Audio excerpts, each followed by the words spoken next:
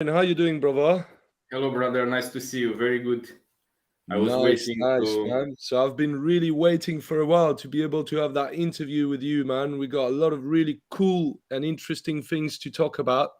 Yeah, And I tell you what, man. If we start with, do you want to tell us a bit about yourself, like a little introduction about who you are, what you've been doing, and what you're into?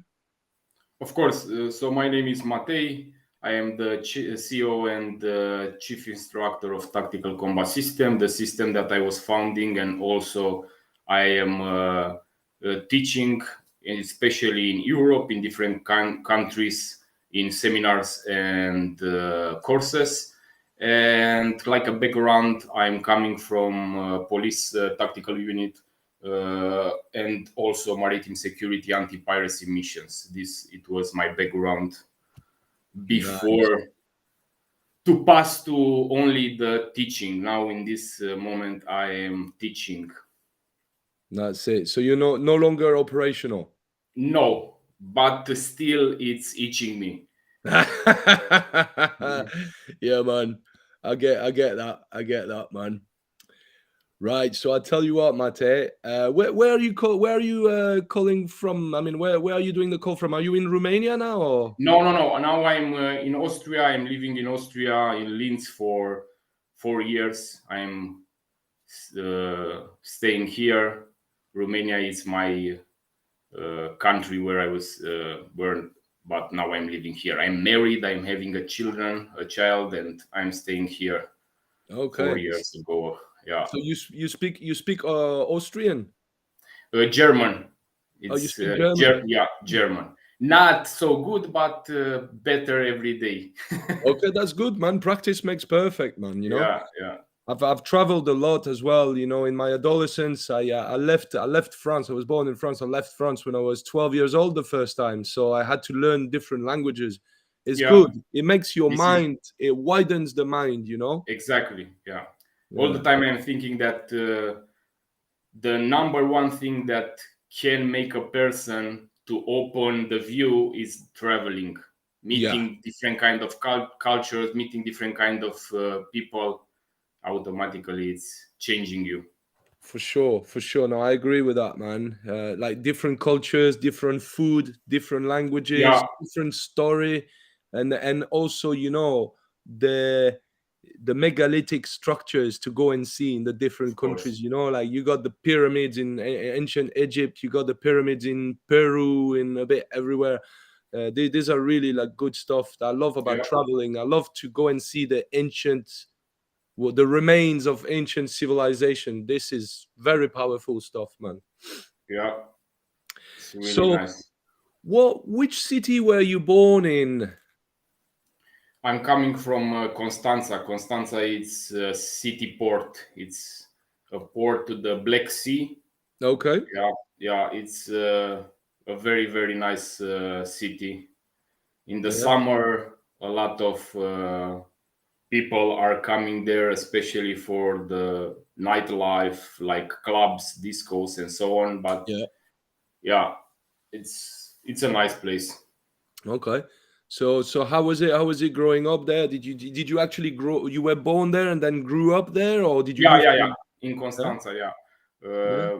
I was living more in how to say, not in the center of the town, more at the outside. Outskirts, yeah, the Yeah, suburbs. Yeah. Yeah. Yeah. more with more mm, bad people than yeah the how to say the situation, like being a child there, you must all the time how to say Need to learn to adapt look to. after yourself. Yeah. Yeah, yeah, yeah, yeah. Yeah. But it was a nice childhood. Yeah, All not right. like not like the majority of the childrens today, that they are not so happy or having the lack of our kind of childhood. Okay. Well, that's good. If you had a good childhood, that's good. That's good. Yeah, That's the thing. Like everyone had a different experience. I know my childhood was quite difficult, but you know if it's good, then things evolve in the Yeah, future, man. Sometimes the universe sends us the heavy mission later in life. of Sometimes, course. it sends us the heavy mission from the Yeah, beginning. Like, you got to grind from the start, man. it's So, true. let's speak about, obviously, because you are an expert in the self-protection in general, and combatives and combative arts, and so one of the main topic, when we speak about self-protection, before we even start learning about how to fight, and this is martial arts. When you go to Yeah, martial arts, people teach you how to fight, but they don't speak about situational awareness, environmental awareness, behavioral awareness, personal awareness, all the of course. stuff that is going to prepare you on a mental and emotional level to face violence. So how do you train this? What do you think about it? Do you think it's been spoken about enough, or what do you have to say about all this? So my point of view is that, as you already said, the majority to talk like more the industry, this type of industry, it's promoting more the idea of the physical training, learning the Yeah, techniques, and yeah, so on. But what people they don't understand, and here I'm talking especially about instructors, because the duty of an instructor is to take care of his students and to pass the real information, yeah, is that the majority of the people that they are coming in a class to learn to defend themselves, for example, they are civilians that they maybe in their life they were never having a contact with real violence.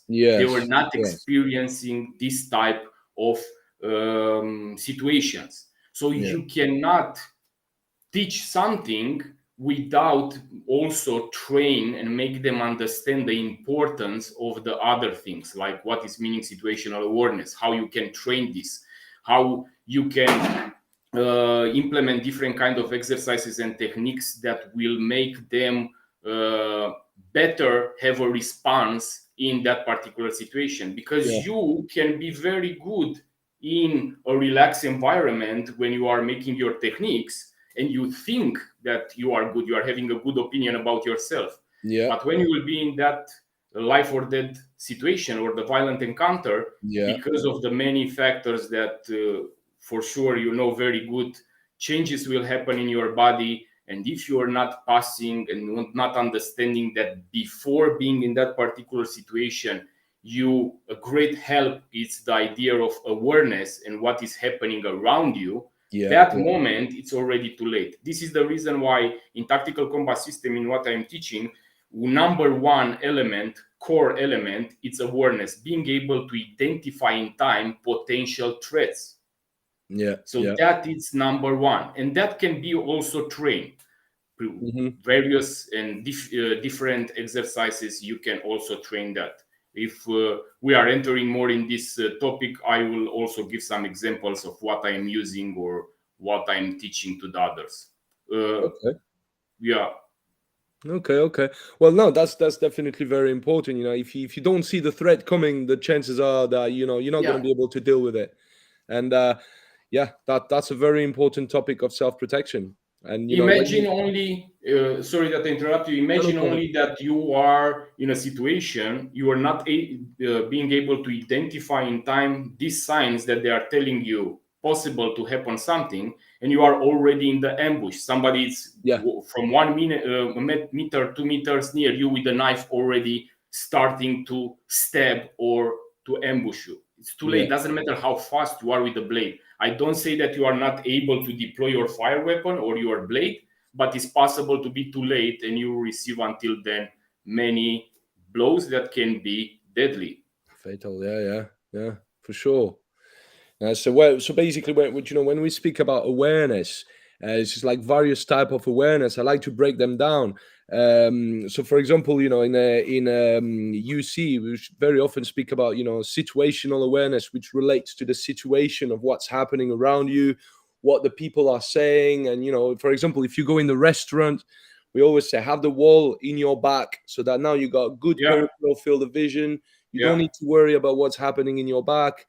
Now you're aware of the old couple that's all loved up there at the table. You're aware of the family, then the father that's telling his son to take his elbows off the table, but you're still also interacting with your own circle, your family, your Of friends. course. You need to be able to have all this Yeah. happening without thinking about it too much. It needs to become unconscious and instinctive. So that's the situational awareness. The environmental awareness is being aware of the environment, being able to draw an environmental map of everywhere where you're going, map the entry, map the exit, maybe Of course. secondary Yeah. exit straight away, so you have an escape route, you have a game Yeah. plan just in case something happened.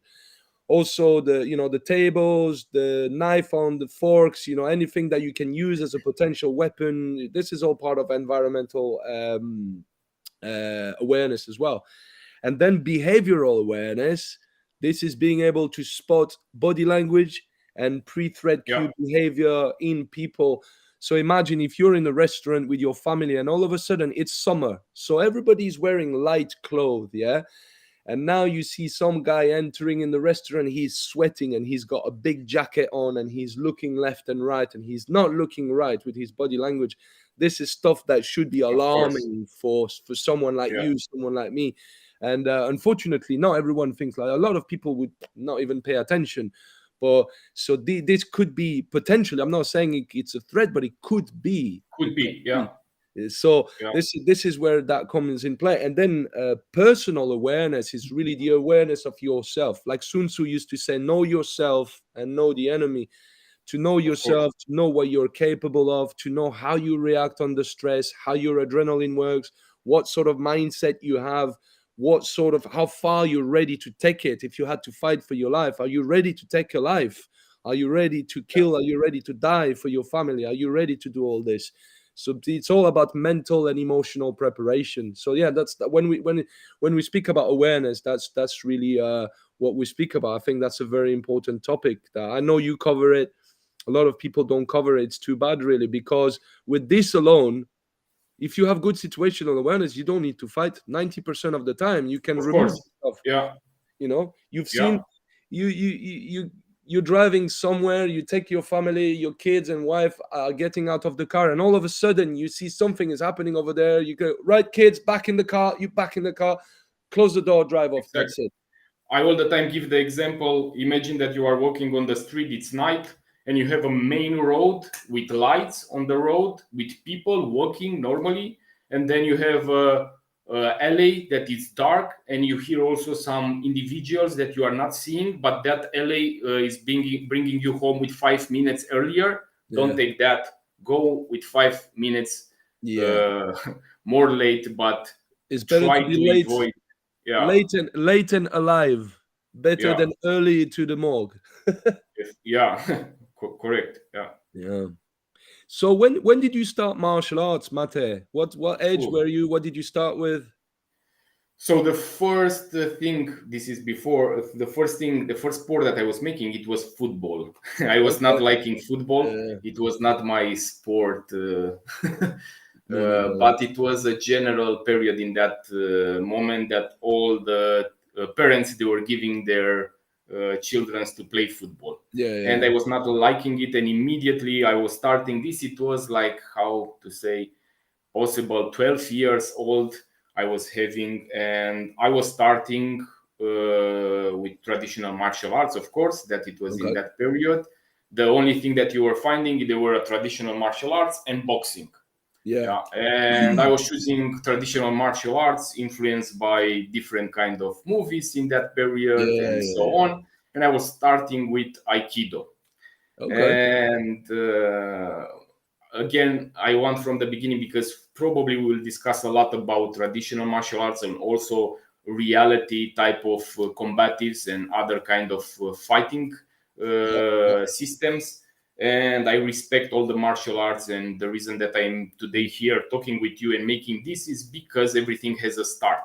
yeah. Of So I was course. starting with Aikido, continuing with other systems that they are similar, Aikijutsu, Okay. passing to some Wing Chun, Yeah. and that it was until I was taking the first punch in my face, real punch in the face. And I was understanding that things are not like in the movies, or they are not like you are practicing. So I was changing Sure. after to some combat system. I was making boxing and kickboxing, starting with combat Yeah. sports.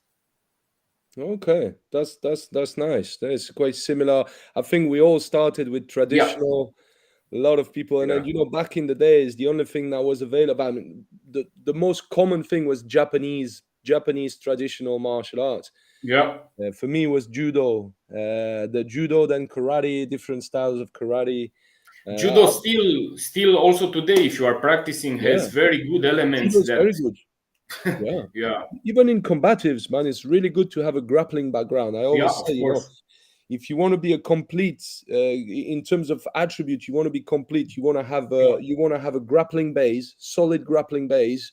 So striking, jujitsu, sambo, Greco-Roman wrestling, shuto wrestling, catch wrestling, all that stuff, and then yeah, you want a solid striking base. striking. I think Muay Thai is I think It's Muay very Thai good. is Yeah, great, man. Yeah, I love Muay Thai. I fell in love with Muay Thai already quite many years ago. I know, because we are following each other for a long time. Yeah. And the third one, I'm completing with what you are saying. The third, it will be some skills and knowledge in weapons. So Weaponries, exactly, yeah, man. Yeah, yeah. And there's so many weapon systems out there, brother. Like the Filipinos, yeah, yeah, the Silats, Malaysian, even the Russians, they got their own. The African as well.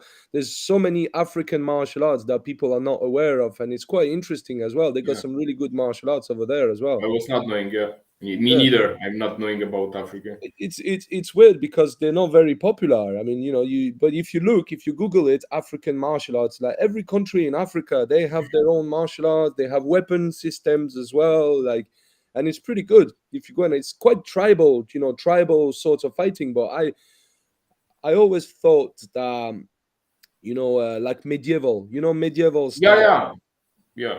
I think medieval styles are some of the most pragmatic, some of the most realistic form of combat because it's been tested on the field for Of thousands of course, years. yeah. It's the same like when we talk about, if we are talking about, for example, the samurai way of Yeah. using the sword. What you Mm. see today, it's an art that doesn't have nothing to do with the system that they were practicing and Yeah. cutting themselves on the battlefield. So Yeah. it's Yeah. something else. Yeah, It's been watered down a lot, of course, unfortunately. yeah.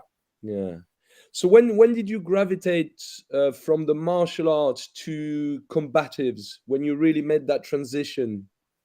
So at me, it was happening after I was starting my career as a police officer. I was normally like this. It must happen 1 year and something. I was on the normal police, street police, and Yeah. then I was passing to the special tactical unit. And when I was there, my mind begins to shift a little bit, because Yeah. the majority of the situations or missions or what we were doing in that period were involving persons that they were carrying.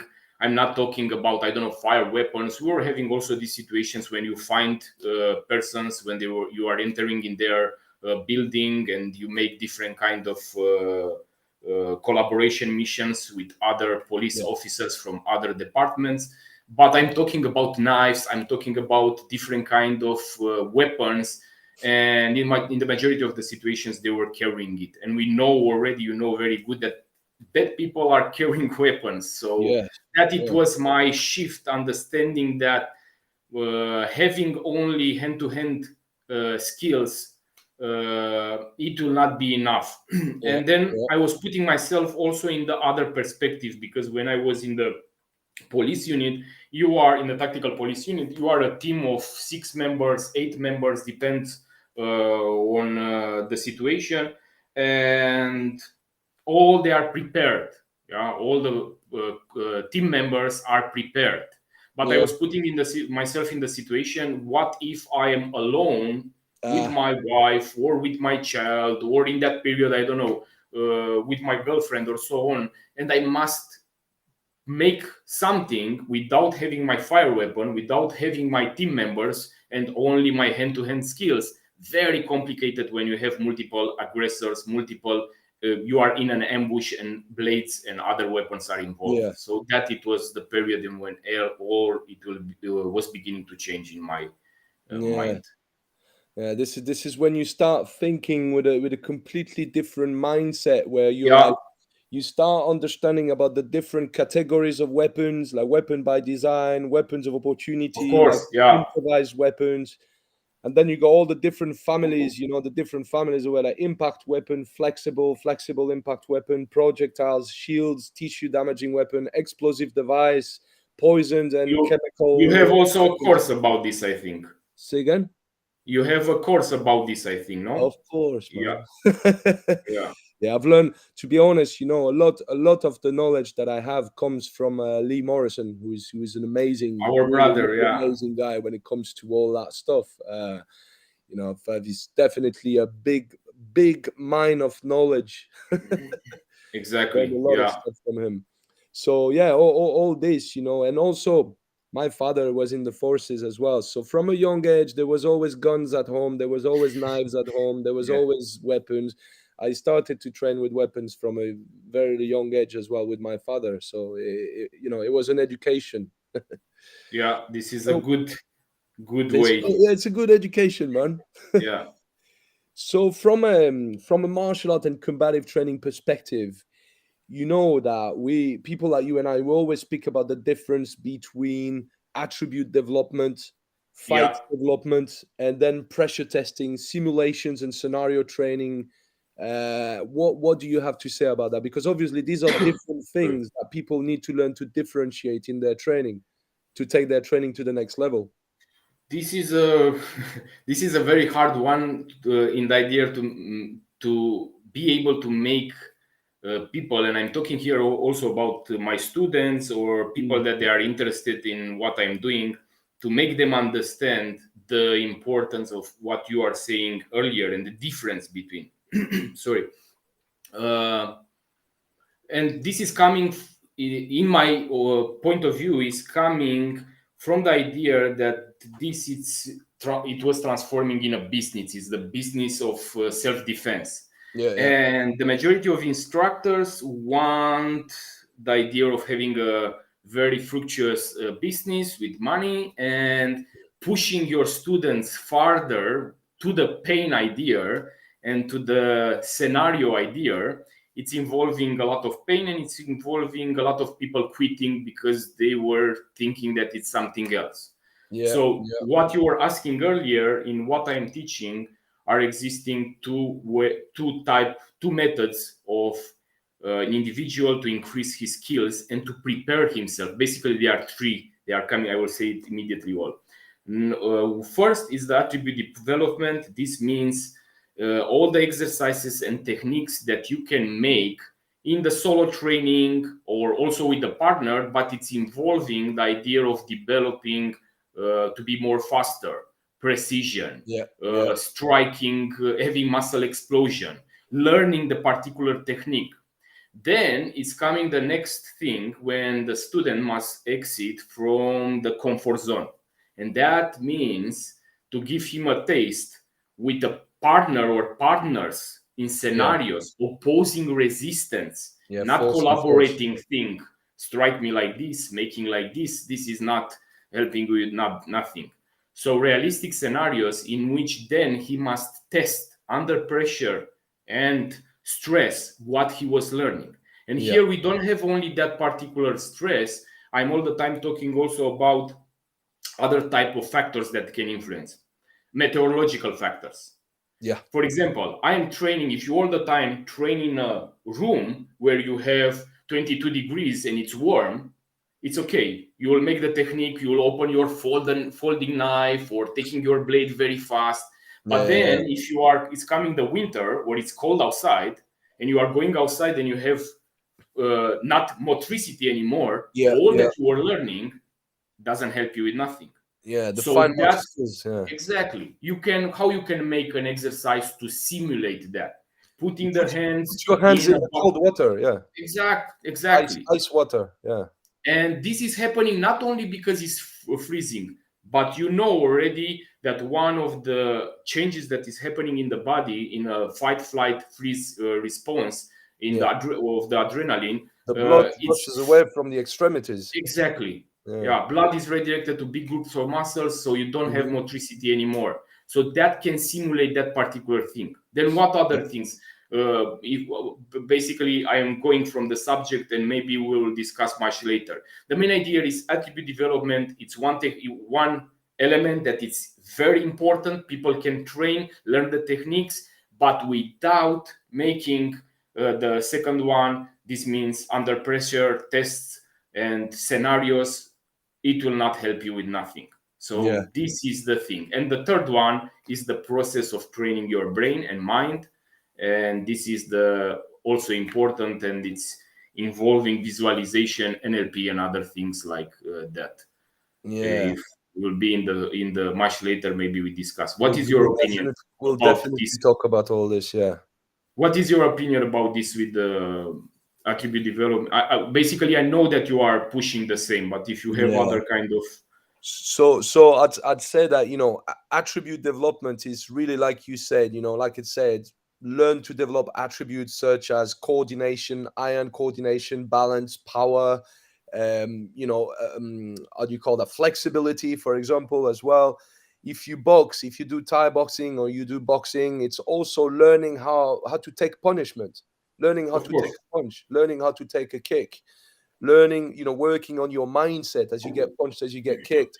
If you grapple, learning how it feels like to be slammed into the ground by somebody who's heavier than you, yeah, somebody on the top of you that's heavier than you, knocking the air out of you.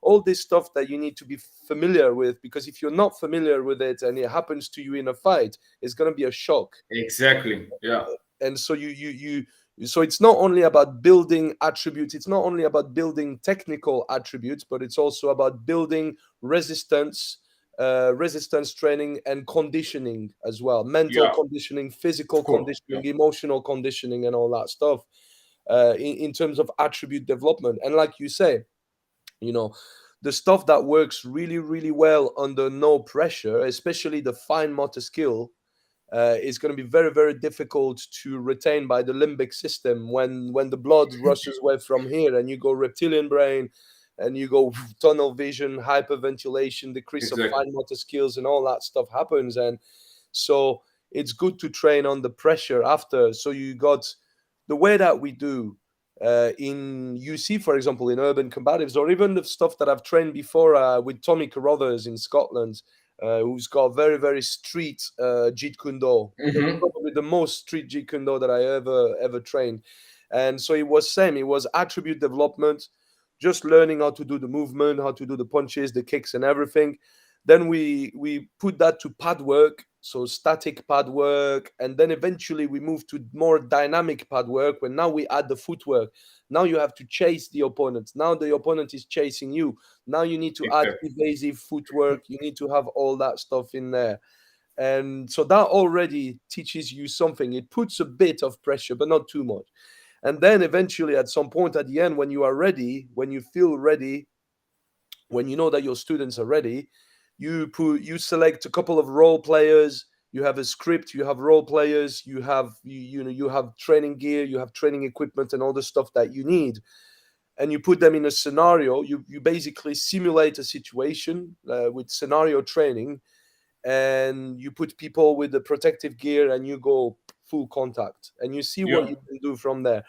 And the thing also that you can do in order to make it more difficult for the stressee is to disorientate them, to make them tired before. You can get yeah, them of to do course, yeah, burpees, run that way, come back, get them tired, and then you can get them to pinch their nose, close their eyes, and spin them 7, 8 times. So now they're, whoa, not only they're tired, but they're also disorientated. And now you set maybe one or two opponents either with big, 16-ounce boxing gloves so they can punch full contact, or they can attack with weapons as well. It could be knife attack, it could be stick attack. So this is when whoa, yeah, this is a big difference. This we're getting as yeah, close as possible to the real event. And the brain, how the brain works. The brain doesn't know the difference between the real thing and a very well constructed simulation. If it's very well constructed and you add role player and you make it look realistic, you add deception, dialogue, Yeah. swearing, and everything, then the brain doesn't see the difference. So you get the adrenal rush there, and now you know whether you're able to make your skill set work or not. That's really the thing. This what you were saying earlier. It's of course this is not invented neither today. Also, when I was in the police tactical unit, it was practicing the same. So basically, when you have, for example, fire weapons shooting, you have all the time induced stress by physical effort. This means running with the gas mask on the face, Yeah, making push-ups, making different kind of physical circuits, then coming to the shooting range, trying to hit that target. And yeah, still there, if we are entering in the idea, it's still a flat range, is the idea of a flat paper in front of you. Here yeah, the same, you make a scenario and still you cannot reproduce the to be so close to reality. This is the reason why I'm saying to the people in general, imagine that when you will be in an ambush, that individual or the more individuals, depending if they are a gang, you are in that ambush, they want to stick that knife in you and take your life if it's going until there. They yeah, are not your friends from the or partners from the gym that they yes, will not want to destroy or to kill you. yeah, yeah, So if you are not able to manage that particular situation, they are neither to think that you can go so far. This is the reason why this pressure testing is very important. And all the time I am also putting the idea of, for example, people are good with a weapon, yeah? They are yeah, deploying their weapons, they are making goal, they are making scenarios, and then I'm coming with the idea, okay, you were managing this situation. What is happening if in that moment it was involving a pepper spray? yeah, If you are not in putting that in the training only to test, to see yeah, your reaction, to see how it's feeling. This is the reason why I have many videos in which before to teach something I'm practicing on myself to see what are the effects, what I can do. I have this also with the zip ties or with the yeah, drawing of yeah, the knife and other stuff, because your brain must first understand how your body is reacting, how it's functioning, when how it's functioning the brain, and then it can have an element to attach to it in the future. So this is the reason why all the time you must introduce this type of stress factors, and there are so many if you want to think about it. yeah, for Yeah, sure. You know, when you think about this, this is where all the mental preparation and the emotional preparation yeah, comes into play. So it's like, like in UC, I quote a lot of stuff from UC because that's really the grail of most of the stuff that I've learned about combatives.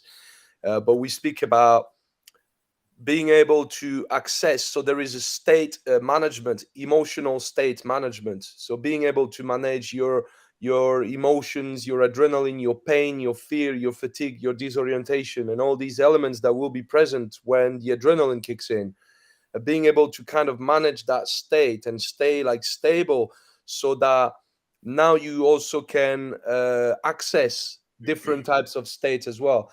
Learn to exactly. access the most resourceful state of consciousness in order to fight the fight and go home. So access high level of in-fight observation, because as you know, you got the tunnel Yeah, vision. tunnel vision. Exactly. So, which makes you vulnerable from flank assault.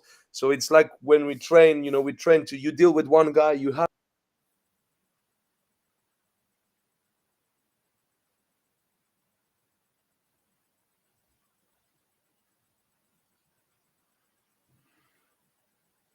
you have to know. It's It was having a lag earlier.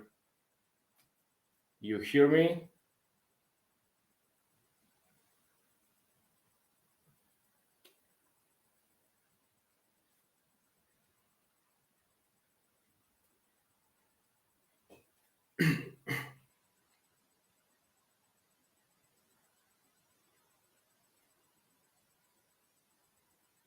okay now. You hear me now? Yeah, I can hear Yeah, you I now. now I hear you. It was having a lag. I don't know. Yeah, it was having like a little something. Well, that's good. At least you're back. Yeah, Yeah, so I can't really remember. I think we were talking about your mental and emotional preparation for these events, which oh yeah. yes, You are talking this, about the tunnel vision and yeah, I was checking. talking about the state access, which is basically learning to access a high level of observation, in-fight observation, and also access cold clinical aggression on the switch, being able to access that at any time, any moment. A lot of aggression in one Yeah, fraction of second. That is, so you got, state management and state access, which are two very important aspects of this psychology of a violent confrontation, and how to how to prepare yourself on the mental and emotional level, and ask yourself these questions, like, what do you live for? What are you ready to fight for? exactly. Yeah, What are you ready to die for? And what are you yeah. ready to kill for? That these sort of questions are not easy to ask yourself, man. um I want to complete Go something on. to what you are saying about the tunnel vision because I Oh will yeah. forget after, and it's very important. Okay. Many people, also in the martial arts, I'm seeing different kind of systems, but also at the shooting range, they are shooting and they are having this idea of checking, yeah, one, left, right. Yeah. And there it's a very important tip that I give to the people that they are making this. If in your practice you are not trying in that moment to identify with your brain, this is an exercise that you can do, like identifying something in that room, a Yeah. backpack, an object, because you put the cognitive idea of the brain to identify object, otherwise it's transforming in something mechanically in this. Yeah. Yeah. Yeah. Yeah. So Yeah. you must put the idea also when you train, immediately when you twist to check for threats, to also think at some, to identify an object, something Yeah. that you have in that particular training room or something, and that it will train your brain to identify. That's good. Otherwise, it will be an automatic thing Yeah. like Yeah. left right that you will not use it in a real process. This it was Mm. coming in my mind because I'm telling That's all the good. time to my students. That's very good advice, actually. Yeah. So you'd say, for example, you put an object, or every time you do your work, you retract, and you're kind of, maybe, okay, here is this, here is that. Yeah, I'm You not put it in putting an your head. object, but many times when you are training in your gym or you are at the shooting range, for example, you Mm. have other objects around. It can be I don't know, an ammunition bag, it can be something else. It's the idea of identifying that Yeah. particular object because in that moment you are using your brain. It's not only Yeah. a mechanical thing. Because Yeah. why you Yeah. are making that check? For two reasons. One, to take your brain for the tunnel vision to exit from there. Yeah. Yeah, Yeah. this is the one thing, and the second is to check for threats. But if you are not using that cognitive ability, it's transforming in an automatical thing, Yeah. like only moving the head. That is good. That is good. That is good advice, man. Well, how do you go about training the cultivation of mindset and mentality yourself?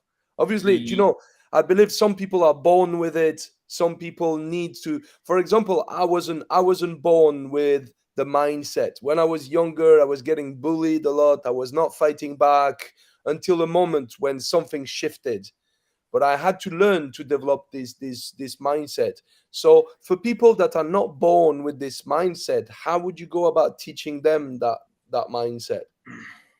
so there are two ways of I don't know, learning this stuff. One is the direct way by being involved in violent Yeah, activities and yeah, situations, and that is the best way of learning. Yeah, yeah, it's not existing something better than that. yeah. There's no And better the way. second, for the civilians, for example, that they are not having in their, I don't know, life so much connection with violence, it's the idea of introducing a type of using the mind, visualization techniques, and Yes. NLP, neuro linguistic programming, in your training. And here Yeah, is very simple. If you all the time repeat your techniques that you make in the air with the knife, I'm taking with the knife only, the idea you are stabbing with a knife, or you're training dummy, or I don't know, repeating your drill, it's okay, you will be fast, you will be good, And then when you will be in a real situation, and all these changes that you were saying earlier, very good explained with the tunnel vision, with the motricity and so on, they will appear in your body, your brain, and you must stick somebody with a knife, doesn't matter that is for your life, or your brain for a particular fraction of time, it will have a shock because it's not something normal. So that is the idea of introducing also visualization techniques in the process of making your drills. Then another way, it's also the physical. This is a mental aspect, but it's also the physical.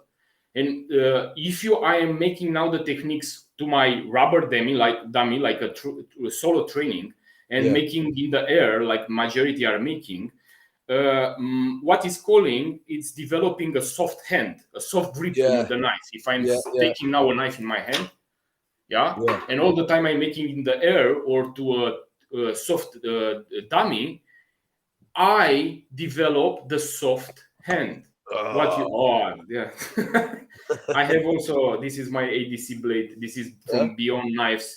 It's making custom knives. A very good guy. It's nice. It's personalized, and this is now my ADC blade. So what I want to say is that if I'm making now in the air, I develop soft hand. This means that how I can understand what is the best grip. The best grip is when, for example, I take a big piece of meat, and I begin to stab in that animal tissue that is very close to what the human tissue is. Human tissues, What other thing it's involving? From time to time, putting a wooden target and striking it. Of course, doesn't have the same characteristics like the human tissue, but it's a hard target, and it will make me to close that grip better. Otherwise, repeating only in the air, then you must thrust with the knife, stab, or maybe you miss your target and you hit in the wall or in other part. It can fly the knife from your hand. You can lose it. So it's like it's a bit like what we used to do with my father when I was younger was the piece of meat and put different types of clothing around it, like old clothing, to see that the cloth will also, depending on what sort of material, is it jeans or leather jacket, will slow a slash down and an attack. The stabs, the punctures are gonna go through pretty much anything, especially if you have a good blade. But the slashes, if you have a good jacket, it's gonna offer you some degree of protection. And the wood. So like if you take a piece of log and you hang it from a tree and you train with your knife and your axe, it kind of replicates how the blade could get stuck in the bone structure, and now you have to get the blade out of it. And the second good part of what you are saying with the log and the rope is that you also are making this with the tennis ball or the ping pong ball and the rope, because when I'm striking, my target is also moving continuously. So I have a little bit of, for the solo training, a little bit more than having a fixed target and all the time hitting there. Because it's logical that in reality, in a relaxed environment, all the time you will hit in the same point after training and training. But in reality, your target is not fixed. So if we put all these ideas together, it's funny you just mentioned about the ball. I'll show you. I got one hanging right here. That's how I train the eye jab, the groin kick, the eye jab. But if we put all these ideas together, I've just thought of it now. So imagine a piece, like a branch, a piece of log about that size, piece of string attached to a tree, and you put meat around it with maybe a little bit of duct tape, and then put some clothing around it. And now you have a perfect, pretty much the closest representation to a limb with the clothing on it that you can attack. You can take slashes and puncture and see how it's. Brother, it's an amazing idea, but I think it will cost a lot of money to make this all the time. But from time to time, yes. And I want also to tell something very good. You were saying this with the log and the meat simulating a limb, because, for example, what I am recommending to the people to do is how we were discussing earlier with the soft grip of the knife. It's training this particular the arm and the to have a good wrist, because you need this type of movement. For Yes. example, you say earlier that stabs are passing to a much more heavy material that you find than the cuts. This The is the clothing. reason Yeah. why I am teaching also when we talk about blades, punk stabbing penetration, not Yeah. cutting. Maybe in the much later we'll speak about the difference between the two and why I promote this. And when I'm stabbing, for example, I have a reverse grip towards the blade, the sharp edges towards Yeah. me. Yeah. And for example, if I stab towards the trachea and I penetrate, You I'm can. Yeah. only changing the angle Yeah. in the move. And Yeah. in that moment, I make also a rip of the carotid Rip. that Yeah. it's left and right in the trachea. Of course, theoretically, very simple. Practically more difficult to make it Mm, exactly. For this is the reason why we train so much. But this training, this is very yeah. easy to make by inserting, how you say earlier, in a piece of meat, being with the blade inside and then changing the angle, Yeah. pushing Inside. Yeah. with the blade. Another thing cheaper, it's put your blade in the hand and with an elastic rubber band, this for sport, but not this blade, the training one, because this it will cut it after time. Make Yeah. extension from that rubber and then make only from the wrist Train the wrist. movement continuously. And then this it will train these particular muscles and you will be able to change the angle also in the tissue. I'm not talking Yeah. about between the ribs or I don't know what type of. I guess you could do that with a dumbbell as well. You Yeah, know. yeah, of course, it's the same idea. You can make it with Mm. many type of That's things. that's good idea. Now I know you said put why I do prefer punctures over slashes as well because it depending on the length of the blade it will reach deeper and there is more chances to reach internal organs. That's why punctures are more life threatening than slashes, even though they don't look as nasty. Like slash wounds can look like, oh, you look at it's all open and really Yeah, nasty, but it's not necessarily life threatening. But the punctures, depending on where you go, yeah, and even if much it more is, because dangerous. the majority they are having the argument behind this idea of cutting, that say that you cut a major blood vessel.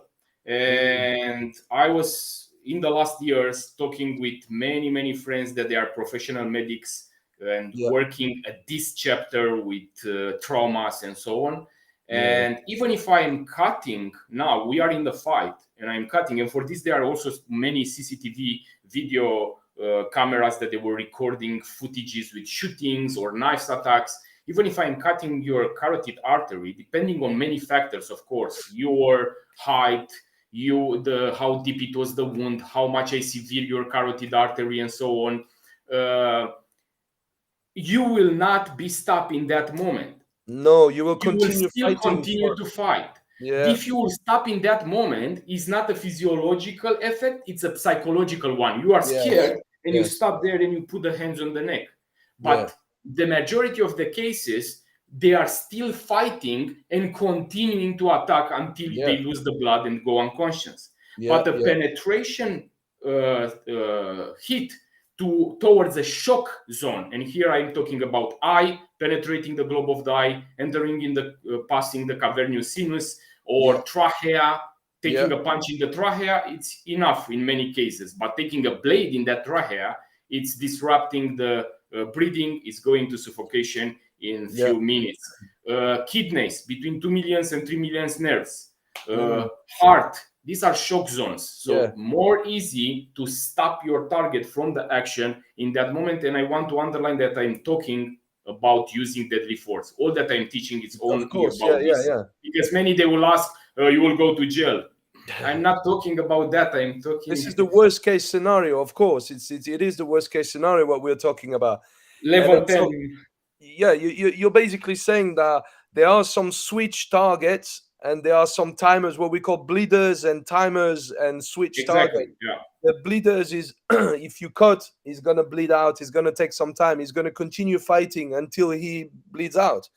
But the switch targets is if you get that target, it's gonna have an immediate effect, like the Of back of course. the hands, the top of the foot, or Yeah. the like you said, the trachea, the heart. the brain stem, all the eye, all these Yeah, places. there it's a little bit more complicated. They are not Yeah, resisting real cases with the brainstem of penetrating with the blade. I was trying to find and to understand this. It's yeah, one of the it's the only part of the body that when it's severe is shutting down all the system. This is the yeah. reason why the majority in a sniper tactical team or something they are trying to hit, yeah, because it's blowing that and it's Brain stem. releasing everything. In rest, everywhere where you are stabbing or shooting is creating pain, so it's squeezing the trigger if you talk about the hostage rescue situation. So yeah. Yeah. It's only in the movie that people get shot in here, isn't it? Like I said, people get shot in the nose in real life. Yeah, but all if you talk about professional snipers, yes, but also there, depending on the caliber, it's a fast velocity object, so it will create a lot of damage. Yeah, What people they don't understand that they think the same. If your blade is passing the eye, I'm stabbing you in the eye now, and is passing also to the brain. Many they yeah, are thinking that that person is dying. It's not true. It can happen also to die yeah, because in that when the blade is passing towards the cavernous sinus and entering the brain can cut a very important blood vessel that is inside, but it's not dying because of that process. There are work accidents with people with metal parts in the head or other parts mm, passing towards or other tools, metal tools, and they yeah, are still conscious to the hospital because your brain it's split it in more parts and every yeah, part yeah, is responsible of one activity. So what it will be affected is memory or I don't know yeah, vision or other stuff, but yeah. of course it can lead also to death if it's creating a lot of damage. Ah. I was thinking if we were going to speak a bit about the importance of understanding the effect of adrenal stress and the cognitive shift that happens as the blood leaves the extremities of your limbs and also the surface of your skin, all the stuff that's happening, and then speaking about the different types of adrenal dump. I think it's very important to understand the different types of adrenal release. But I'll let you speak about it first, and so you can let me know what you think. It's obviously very important. A lot of people don't speak about this in the martial arts, in the self defense. There's very few people that speak about it, and in general, there's people that have been doing it for real. Brother, this is in strict connection with what we discussed at the beginning with Yeah. making also scenarios and putting under the Yes. effect of stress and pressure. If you are not, uh, but this with the adrenaline, people must understand that it's a natural thing that it's existing in everyone. And Yeah. this type of mechanism, it's the a useful one that normally in the past and also now is keeping us alive when we are in different kind of circumstances and it's Yeah. dangers around. And the simple way to understand, you are going to your car, it's dark outside, you go to the park, you put the key and suddenly you are hearing somebody running and you twist immediately. That it was because it's a response of your body to identify, like in the past our ancestors when they're hunting or looking for predators, they were stopping and trying to understand what is happening. Yeah. Yeah. And this is the reason why what you are saying is so important at the beginning, because if you are not making this type of scenarios where you implement different stress factors, because what they are, these stress factors, they are trying to simulate some Happening. changes that they will happen in reality in a Yeah. real violent encounter. Yeah. Yeah. This means increasing of the respiration of the heartbeats, loss Yeah. of the motor skills are not functioning at the same level Yeah. because the blood is redirected to big groups of muscle, tunnel Mhm, vision, sweating. The brain cannot perform any more mhm. complex activities like in a relaxed mode. So Yeah. all these will influence your ability to deploy your weapon or to fight Example, yeah. like you are doing training on your training dummy. Yeah. Yeah. Yeah. So imagine now you have a folding knife. This is the reason why I'm all the time not a promoter of folding knives. I'm a promoter Yeah. of a fixed blade, or if you don't have a fixed blade of a screwdriver, Yeah. is better than a folding knife. Yeah. Uh, because that is requiring, especially non-automatical one, is requiring fine motor skills. Dexterity, hand dexterity, and Exactly, and coordination. that is one of the things that is lost in that moment. So you don't Yeah, want something that you stay more to lose time when you are already in the ambush to take it out, to open it, and so on. yeah. What other things you are having for Well, this? I was thinking it's really important as well to see the different types of adrenal release, because there are different situations. Yeah, And sometimes you can have a early release, which is pre-fight adrenaline. You can have a simultaneous release, which is in-fight adrenaline. You can have a late yeah, release, which is post-fight adrenaline. You can have a slow release. You can have a quick release. You can have a low release, a moderate release, or elevated release, depending on the basically the I'm looking for a word. How big the adrenal dump is going to be, basically. Do you know what I mean? this Depending is on the this. situation. It's also different from person to person. Of course, yes, yes. And then also you have primary release and you have secondary release. So it could be that you're dealing with a situation and you've dealt with the situation. So you had your primary adrenal release and you just dealt with the situation and you think it's over. And now you turn around and you see three guys getting out of the car Exactly. with weapons. And now, now you get the secondary release and you need to Yeah, learn to deal with this. And you say you're right when you say it really depends of people. The best way to become desensitized to adrenaline is to be gradually exposed to it, of or course. to be thrown in the pit, straight away from day one.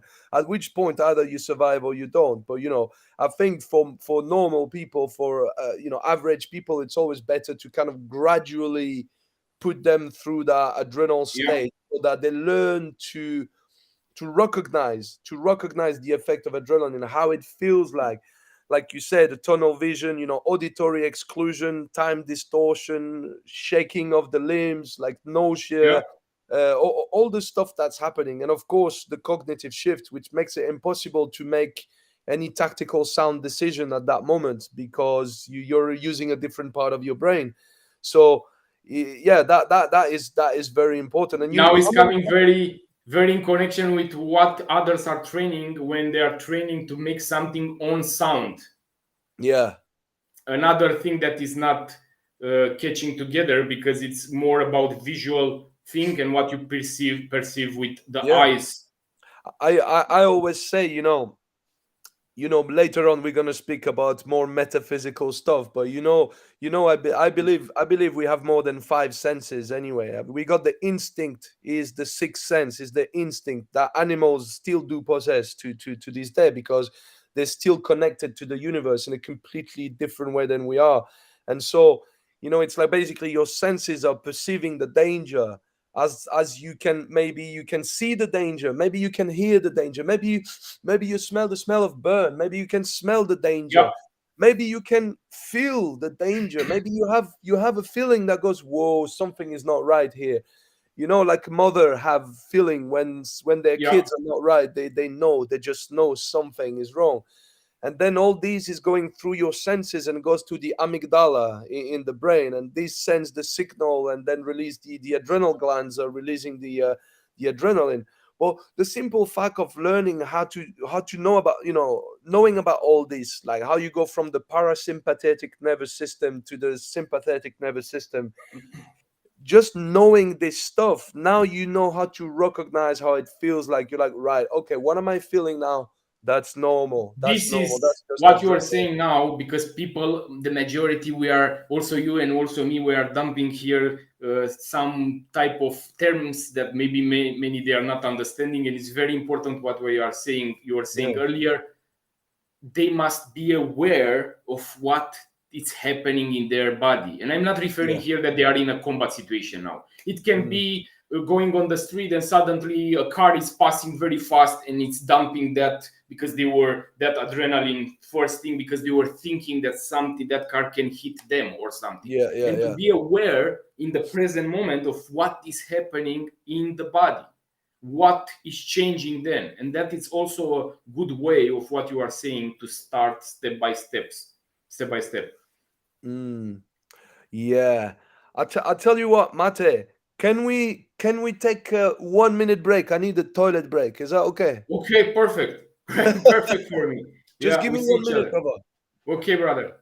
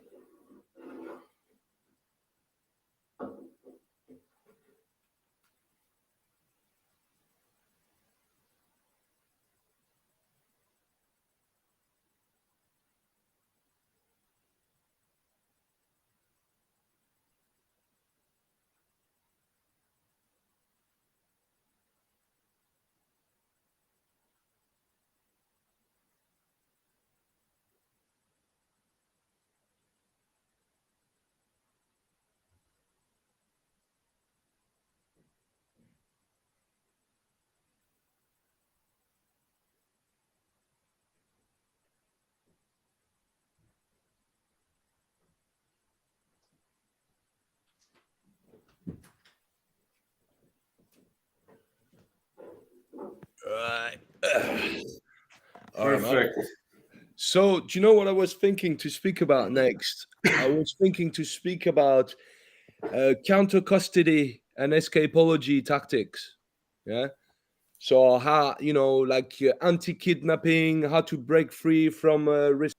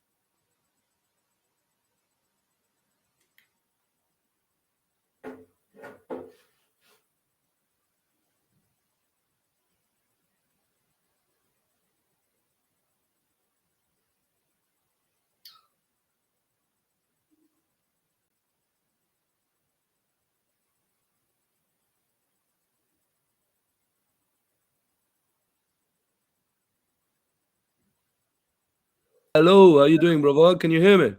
Good. Yeah, I was looking earlier on Facebook and live, and you were having lag. I was still moving, so it's Okay. something from So maybe you. it's me. Who knows? I mean, at least now it's working.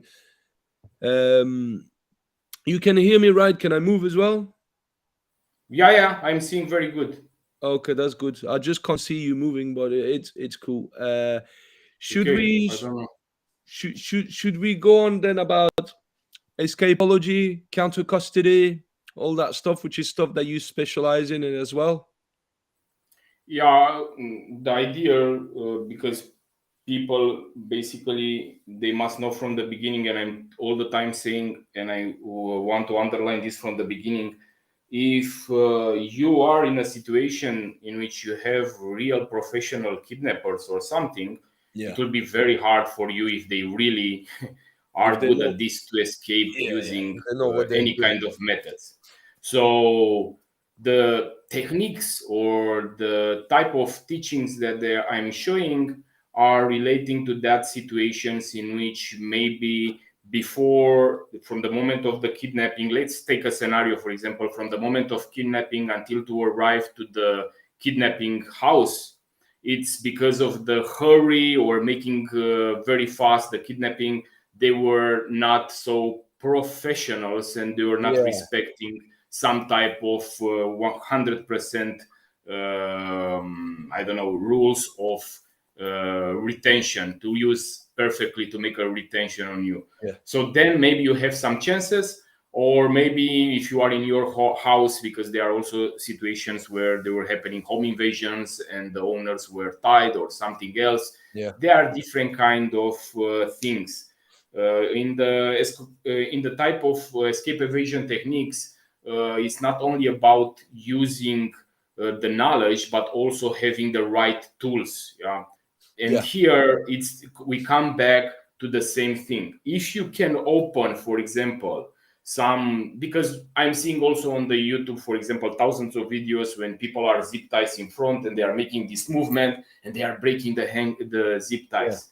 One, that zip ties will not be used by professionals. They will use very, very strong and big ones. Big ass zip ties. Yeah. Yeah, and they will not tie you in front. If they are tying you in front, you were having the luck of your life, basically. If you are managing to escape from this kind of devices or from handcuffs or different kind of restraining devices, when you are in a relaxed environment, like when you are practicing, we come back to the same discussion what we say with the training with the blades and so on. You are hearing me?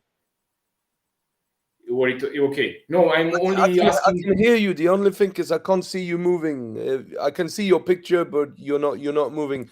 But I Okay. think I'm not sure if it's one sec. Let me just check something. I mean, my connection seems to be all right. Yeah, Should be all I right. don't I mean, I know, can but hear me you. also Yeah. it's full. The and I have the correct speed of for it. Let me have a quick look at the what's happening on Facebook just to see how it looks like on there. Do. Let's have a look.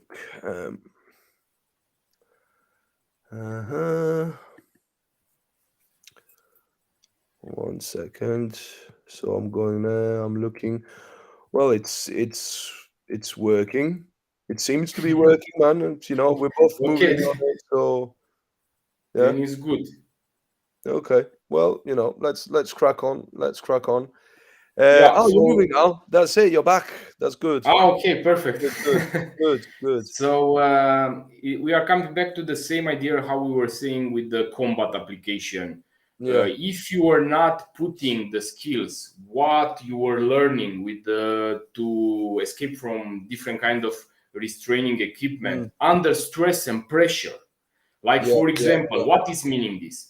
When you will be kidnapped, or you will be in this particular situation, not only that, let's say maybe you are in a location and you are not receiving food, you don't have energy anymore, Yeah. you are mentally destroyed, you are physically destroyed because maybe you are receiving also some punishments, Yeah. you are in a condition that it's very, very hard to Mm. manage that escape from different kind of devices without a lot of training under pressure and stress factors. Yeah. So talking about this is the same thing.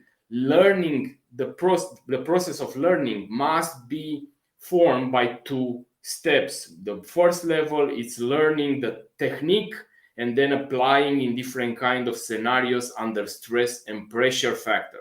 Yeah. Otherwise, it will not work. And here, when I'm talking about using, you need the knowledge, but you need also the tools, is to understand also that depends where you are operating. Because if you are in a non-permissive environment and I'm carrying now at me a handcuff key and to pick up locks, keys for locks or other type of things, and the police, it has a type of control on me and is finding this, in the majority of the countries, this is not a legal thing. If you are understanding, yeah, perfect, yeah. And the idea is coming now. Important is to understand the characteristic of that weapon when you are in a of that tool when you are in a non-permissive environment, and Yeah. try to identify other type of objects that, like a paper clip, like other tools that can imitate or produce the same effect as that. And Yeah. this I'm talking also in this type of classes. I'm teaching also about improvised weapons. Yeah. And here, when we talk about improvised weapons, I all the time telling to my students, guys, if you are thinking when you are practicing with the knife that you have that knife and you are attached by the idea of the knife, tomorrow if you are in a non-permissive environment or you will not have a knife and it's something else, the techniques that you are practicing must be applied with every tool that has the same characteristic. This is the Yes. reason difference between cutting and stabbing. Yeah. If I take now a knife and I learn 2 years to make drills of cutting, Yeah. because the knife has two characteristics, the pointed tip and the sharp edge, Yeah. perfect. But tomorrow, if I have a screwdriver You can or only I don't know, touch it. Yeah. a fork or something else, I Mm. cannot cut with that weapon. But my brain was trained to make the same movements.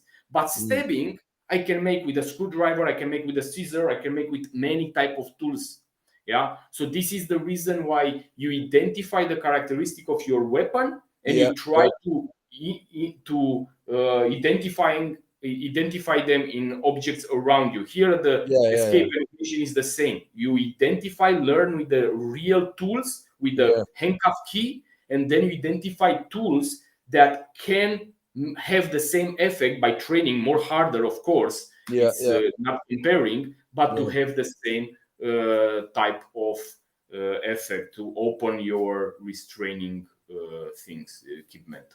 Okay, so it's like, for example, shimming. You know, like shimming the handcuffs. Yeah, You do that that is with that the is also very easy, because this is an easy method to making with the shimming. But if they are putting the double lock yeah. your Then you're to the fucked. handcuffs, that it will not work anymore. So Yeah. there are stages and stages. If they Mm. were not putting the double lock, means that they were really shitty kidnappers. They Yeah. were not I knowing to mean, make. nowadays, even the police, when they put the handcuffs on you, they put the double lock, innit? So, Yeah, this is the depending on the situation, and it's good to know different ways of but also when I'm teaching this, I want to underline this, because I have different kind of students that they are coming from for 2 days or 3 days, and I make with them some intensive type of personal training, like to yeah, personal course, in which I'm teaching also from trauma medicine to knives to this kind of escape evasion.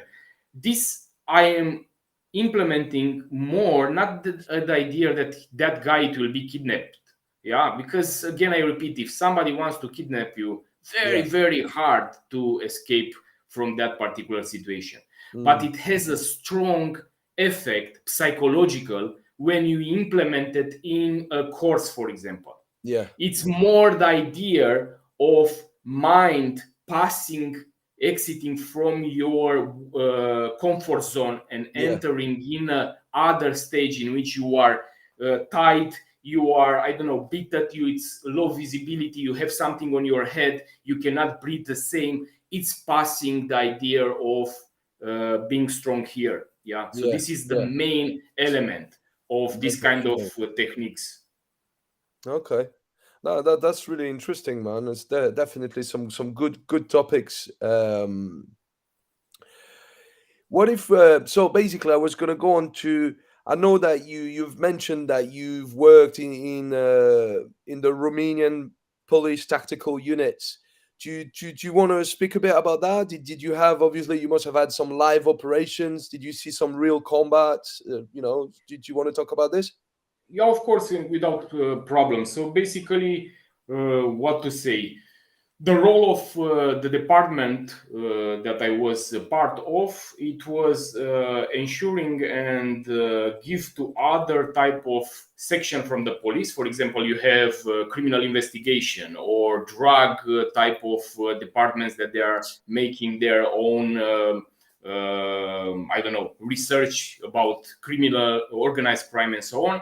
And our duty it was to support that team in their actions. Means that Yeah, you are entering exactly how you can compare it, for example, people to make an idea with the SWAT or other type yeah, of yeah, these tactical units. You are entering and you are clearing the rooms, handcuffing everyone, giving a safe and secure environment, so the colleagues are coming that they can take different yeah, objects or criminal things, yeah, proofs and so on.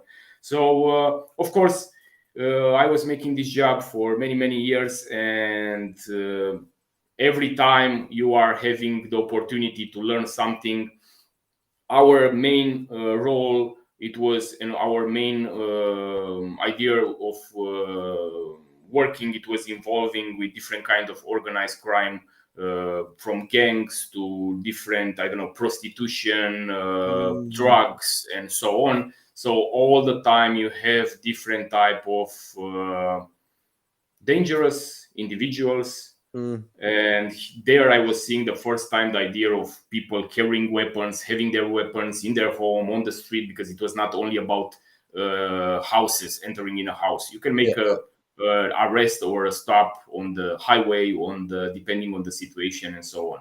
So there it was the first time where I was seeing the danger of being in a situation where people can carry weapons. And as I say, people are carrying a lot of bad people are carrying a lot of weapons. yeah. Yeah, that's one thing for sure, man. And so I believe that at some point after that, you moved on to work as a maritime security officer. Yeah, so I was working in the police tactical unit all the time.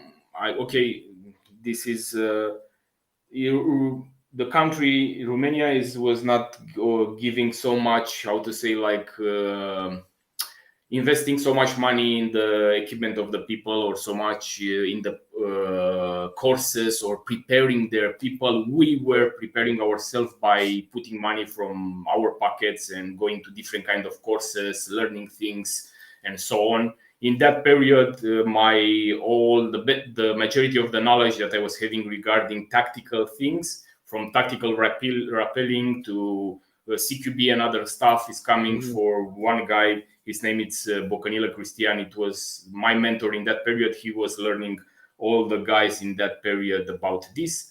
And at one moment, it was finishing the idea. I was wanted something more than that. Police, it's Yeah, remaining my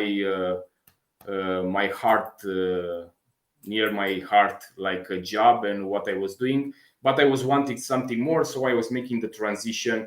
First, I was having another team member that he was going the first. He was quitting from the police. It was resigning, and making the MSO course, the Maritime Security Operator course, and for anti-piracy missions in high-risk zones. This means coast of yeah, Somalia, Somalia, yeah, Gulf of Aden.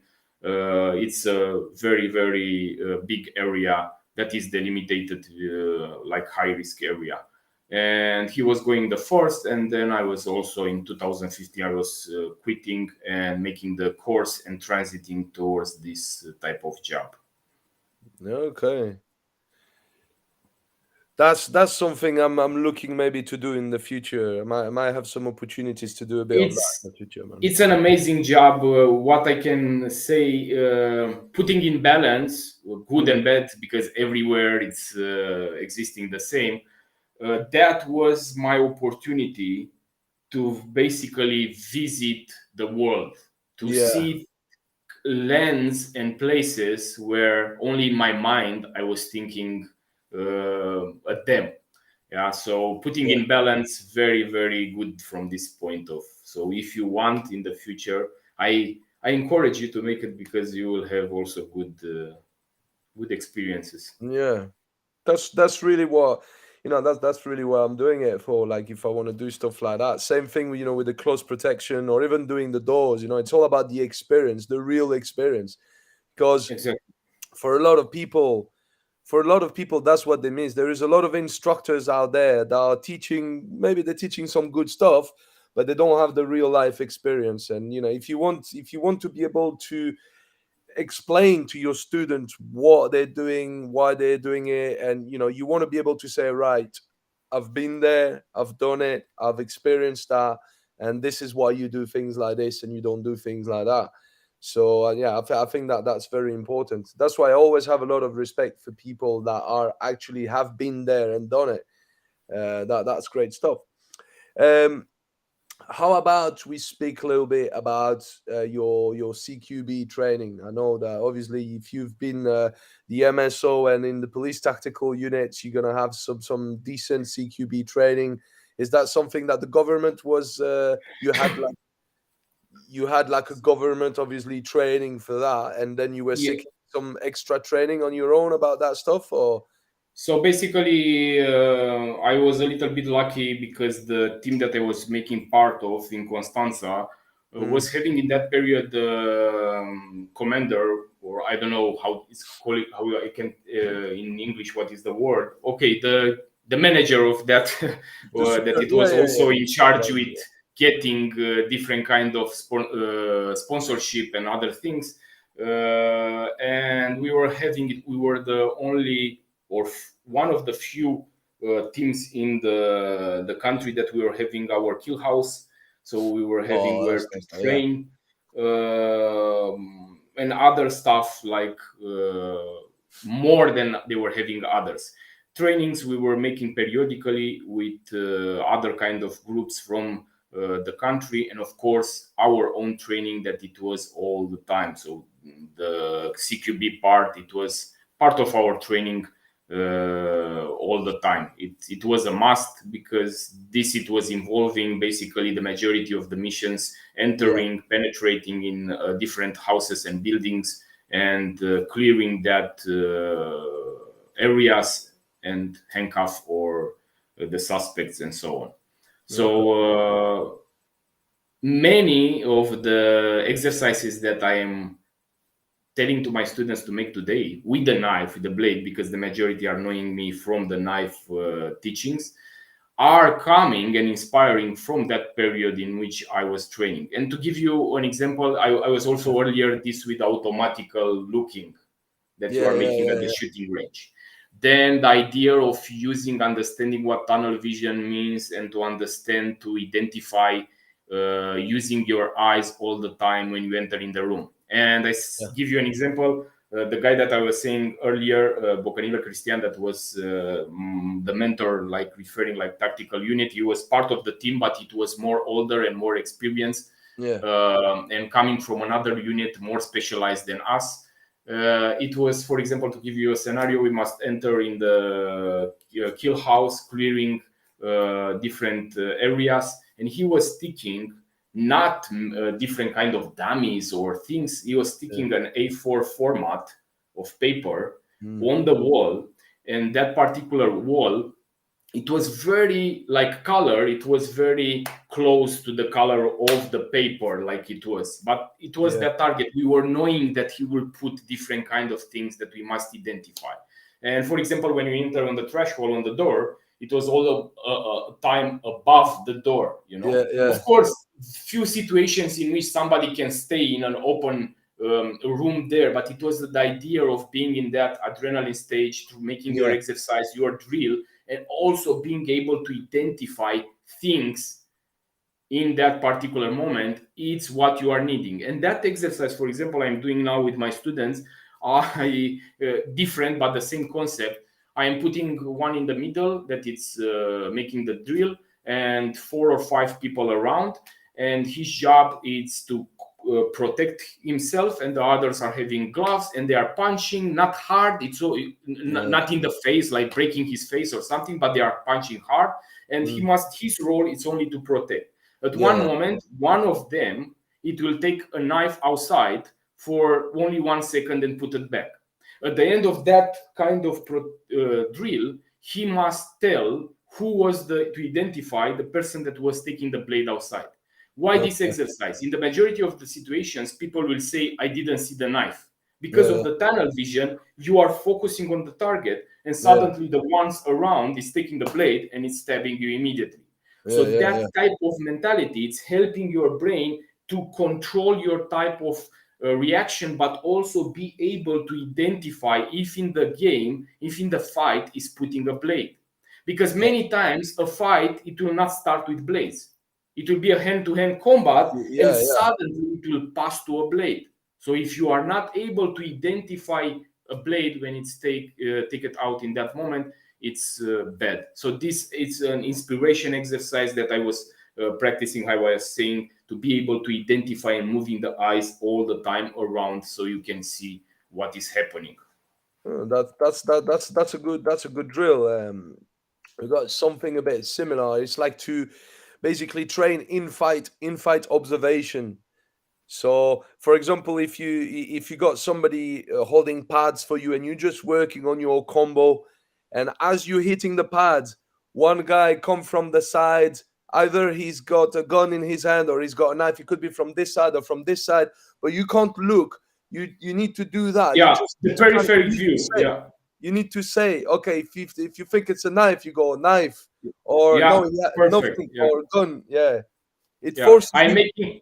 Yeah, I'm making this what you are saying. I was putting also in the Dirty Knife Tactics in one of the PDF manuals how people can train this idea with awareness. You go to yeah, the on the street towards your office, towards your work, making the market, pass, and many people will pass around you. Try to give only one first shot eye contact with somebody very fast and take the eyes after and try to remember as much details as you can about yeah, that person, yeah. what type of Photographic jacket, what it memory. was, yeah, exactly, where he was having the hands, so on. Then twist and look around and see how many details you were able to identify. In Yeah, this way you can train very fast your brain to identify yeah, fast when you are in a I don't know, in a crowded place, yeah. different type of indicators. That's good, man. It reminds me the stuff I used to do with my father when I was younger. So when we were driving, he was driving, and our game was to remember plate numbers. You know, so Yeah, that was one thing. And also, because in Latvia, I remember because my father bought a land in Latvia. I grew up in Eastern Europe, by the way. I grew up in Latvia, Lithuania, and Ukraine. And when we were driving with my father, and in Latvia, the plate numbers is a lot of letters, just a few numbers, but it's a lot of letters. So okay, we have three or four letters, and we try to make sentence with the first, with the letter. We try to make a sentence. We try to find words. That was a good exercise as well for the brain, man. We were doing that with my father, and we were trying to find some funny words. My father was always finding some funny words, man. Yeah, I remember. It was a good little game now. another thing that is very close to this, for example, an exercise that we were doing, running from a long distance with the gas mask and so on, taking Yeah, your, this I'm referring about the tactical unit, running with a partner, taking in the back like it's injured and so on, and on the road until the shooting range. Our instructor, our guy that I was telling you, they was putting different numbers on papers, and you must remember them. And then yeah, when you arrive to the target, you have it's saying a number, and that number you must shoot when you are practicing to like shooting. yeah, So yeah, under stress, when you are very tired, your brain, what I was saying earlier, and you know already, it will not operate at the same level, making complex activities. So training your brain, making these cognitive exercises, combining with different type of exercises will be very good. yeah. Oh, that sounds good, man. That sounds good. What about if we gravitate towards one of your other main field of expertise, which is trauma, field medicine, and emergency care? Very important stuff to know as well, isn't it? So also today I was putting a video on Facebook regarding this, and I have many materials also on Yeah. the YouTube channel and so on. Because in my opinion, I think people they don't understand the importance of this topic. Mm, All they want to be experts in fire weapons or knives or yeah. combatives or striking and so on, but they don't understand the importance of having some basic knowledge in trauma medicine. And here I'm Yeah. not referring to make a CPR. Here I'm referring to real causes of death that you need immediately to make something. A CPR is very common, and the majority of the countries are existing now defibrillators and so on and other kind of things. I'm talking about that things that can kill you immediately if you are not taking the measures to save basically the victims around you or yourself. So trauma Yeah. medicine, I all the time say, you can be the best with the knife, but the chances to be in the knife fight again, another thing that I'm not believing in, because I imagine two Yeah. guys that they Yeah. are staying with the knife in Exactly. front. waiting to often, cut each other. yeah. It's Very not. often it's one-sided. Very often it's Yeah, asymmetrical. every time, the majority of times, man, when I was this, it was one of the best things regarding the time with the police, because I was meeting many really bad motherfuckers, really bad, that they were not thinking about, I don't know, using a blade or something. And many times I was being able to learn, to enter in conversation or to learn things. Yeah, nobody will go that it's using a knife to a martial arts that is showing you how to use the knife. Make this, make like this, make like this. Because the concept is using deception, closing the distance, having Yeah. the weapon prepared in their pocket, in their hoodie already, closing that distance and finding the right moment in which you cannot have a response. So it's not existing fighting with a blade. This you find in different kind of cultural areas, like Philippines, like others, Yeah, where yeah, yeah. still today they are fighting with a machete, trying to. Yeah. But I am talking about ambushing situations. Yeah. So basically, because I was going away from the discussion, from the topic, it's not existing this way. Then I'm not teaching about knife fighting to guys. I'm teaching using a tool that can be a knife, can be a screwdriver, can be something else, to create the space and distance to evade or to Yeah. apply other tactics. I don't know, depending on the situation. Yeah. Yeah. So if you are good with your weapon and you are using very fast, it will not help you with nothing. That until, let's take a scenario, it was in Paris a few years ago with the terrorist that was entering in the church with a big knife, beginning to stab the people. It was, I don't know, 6-7 years ago. I don't remember now very good the period. And imagine that you are there with your family members, with your child, with your, I don't know, wife and other civilians, and Yeah. somebody is entering inside, and you are having a fire weapon. Let's say you are having a fire weapon, but until you are shooting that particular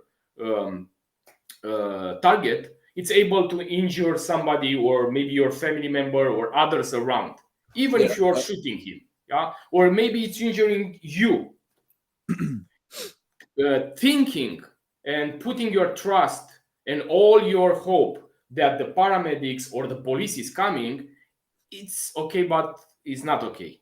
You must be like many others are promoting this idea, and it's very true. Be your first responder. Yeah. So if you were now having the family member near you with a femoral artery lacerated or brachial artery lacerated, doesn't help with nothing that you are killing the target or eliminate the target if you are not having also the skills to maintain that victim alive until the paramedics, the professionals, are caring. Now Yeah. put yourself in the next idea. You are in a fight for your life with your gun or the blade, I don't know, and somebody was cutting your brachial artery, but still it's continuing to attack you. Yeah. So it's not over there. So in that time, you are still losing blood. Yeah. Yeah. For a few seconds. It's requiring few seconds, depending on the person, on many elements. It can be 10 seconds, it can be 50 seconds to lose conscience, to fall, to lose conscience. Yeah. So Yeah. now imagine that you are cut, you are still 10 seconds in the fight, and your target is running or something else is happening, and maybe you have also a tourniquet that you will discuss immediately, but you were never training, you are keeping it there, and you train one time in the month. Then you have only few seconds to be able to put it so fast that you are not going unconscious, because if you go unconscious, you cannot apply anymore the tourniquet. Yeah. Yeah, this is the reason why I teach also that the trauma medicine this knowledge must be part of also of the ones around you, your tribe, your wife, your child, to know what is a tourniquet to bring you, or what is the idea. So that when we talk about trauma medicine, it's very important that the people are knowing what type of tools they need, because knowledge without tools is not so important, and I will talk immediately about it. So tools, what are the causes that you can kill you? The biggest number one cause is massive bleeding, hemorrhage. Yeah. This means that an important blood vessel, here I'm referring to arteries, in which blood is circulating with high pressure, it's severe. This can be carotid artery, axillary artery, brachial artery, femoral arteries, subclavian artery, and so on, many. The idea is that this massive bleeding can kill you. Now, if you have, for example, a tourniquet, you can stop some of the massive bleedings. This means on the extremities. This means I have a brachial artery, or I have a femoral artery lacerated, or popliteal artery behind the knee, that you can stop by putting a tourniquet. And for the ones that they don't know what the tourniquet, very simple, check around or look also at my videos. I have so many about the tourniquet. It's a special medical device that it's made to stop the bleeding. So having that tool and the knowledge, you can apply it and stop that bleeding, save your life or the ones around you until the professional medical care is arriving. But having this knowledge, only you and the others near you neither know what is a tourniquet or how to apply it, it will also not help you. A scenario: drive a car with your wife and the child in the back. It's a creepy scenario, but can happen. You have a car accident, you go unconscious. The only one that is remaining conscious is your wife, and you have a femoral artery lacerated, but you're unconscious. If that is there doesn't know near you, doesn't know how to apply that tourniquet, it will not help you with nothing. So it's a more than only having the skills. And for this, I don't recommend only watching videos, because I make so many videos. I recommend people to go hands-on course to learn this stuff. This with the videos I'm sharing only to make people aware that it's very important, this subject. Not only because you will be in a combat situation, stabbing, shooting, but also because you can be, for example, in a car accident, work accident. This can happen anywhere, anytime, and then if you don't have that type of knowledge, then you're pretty screwed. And that's the thing, as you said, is preparing your family has, so that all your loved ones have got a game plan of what needs to be done and how it needs to be done, so that if you're the one who's in consciousness now, because as long as you are conscious, you are responsible for the safety of your family. As soon as you lose consciousness, protector. No, that's really good stuff. So let's just quickly touch over how to treat a knife wound, how to stop heavy bleeding. I know there are various ways, but I'll let you go through them. So basically, before of this, I want to underline, because many, they will have the answer: I don't need to buy a tourniquet or a special equipment, commercial one. I will improvise one from the cravat and I don't know what other bullshit. So here is very important. If you will be in this particular situation, your number one enemy is time. If I put you again in that situation in which you are stabbed and still you are losing blood, but still fighting for your life, again 10 seconds more, but you are losing blood until then it's remaining only a few seconds in which you must take your cravat or your t-shirt, searching for your tactical pen, or I don't know what you want to improvise, a windlass, and applying pressure to stop that bleeding, if you know what is the mechanism of how is functioning a real tourniquet and how to apply it. So don't go on this idea. A tourniquet, a cat tourniquet, for example, a combat application tourniquet, it's costing between 20 euros and 30 euros or something there. Better to spend on this and to be sure that you have something to apply than to think that you are good to apply, I don't know, improvise. I always have one in my bag. I got my EDC bag, that I have with me every day. I always have, minimum, but I have tourniquets in there as well, just in case. You could save. It's very important. Of course, in the majority of the cities, the professional medical care is not taking so much to arrive, because many, they are thinking, and you lose the limb, guys. There are real cases in war zones where soldiers, they were staying also 6 hours with the tourniquet and they were not losing the limb. You will not stay so long. You are in a city. You are applying that, you will not lose the limb. It's better to apply that to stop the bleeding. And in the extreme scenario, to lose your limb because you are staying, I don't know how many hours, being on the mountain, or I don't know where you are having an accident because you are hiking, and lose the limb, then lose your life. Of course. So when we talk about injury regarding the knife, we must understand that the knife, it's a low velocity object. So this means it's a difference between fast velocity weapon object, that is the bullet, and the knife. So we can have puncture wounds, and cutting wounds. The idea is, I will talk now about the cutting type of injuries. So cutting injuries are bad only when, of course, it's affecting a major blood vessel. This again, I repeat, all the arteries. I'm not talking, also veins are important, but I'm putting accent on the arteries because in them, the blood is circulated with high pressure. This means that very fast, you are losing the quantity of blood, 3-4 minutes to lose your life. And depending on many elements, of course, not only this, I'm saying a general view what other professionals are saying regarding the situations. So cutting wounds, I can have the tourniquets is the number one application method that can stop and control the bleeding. But I remind you, this can go. You are hearing me, or I'm stopped? Yeah. Is my image is stop or I can see you. I can hear you perfectly, brother. Okay, perfect. So the tourniquets are only for extremities. So, for example, if I have a carotid artery lacerated, it's logical, but many people are not knowing you cannot put a tourniquet on your neck because you will suffocate yourself. Yeah. So I have an extremity, arm or leg. There I can put a tourniquet and stop that bleeding. Yeah.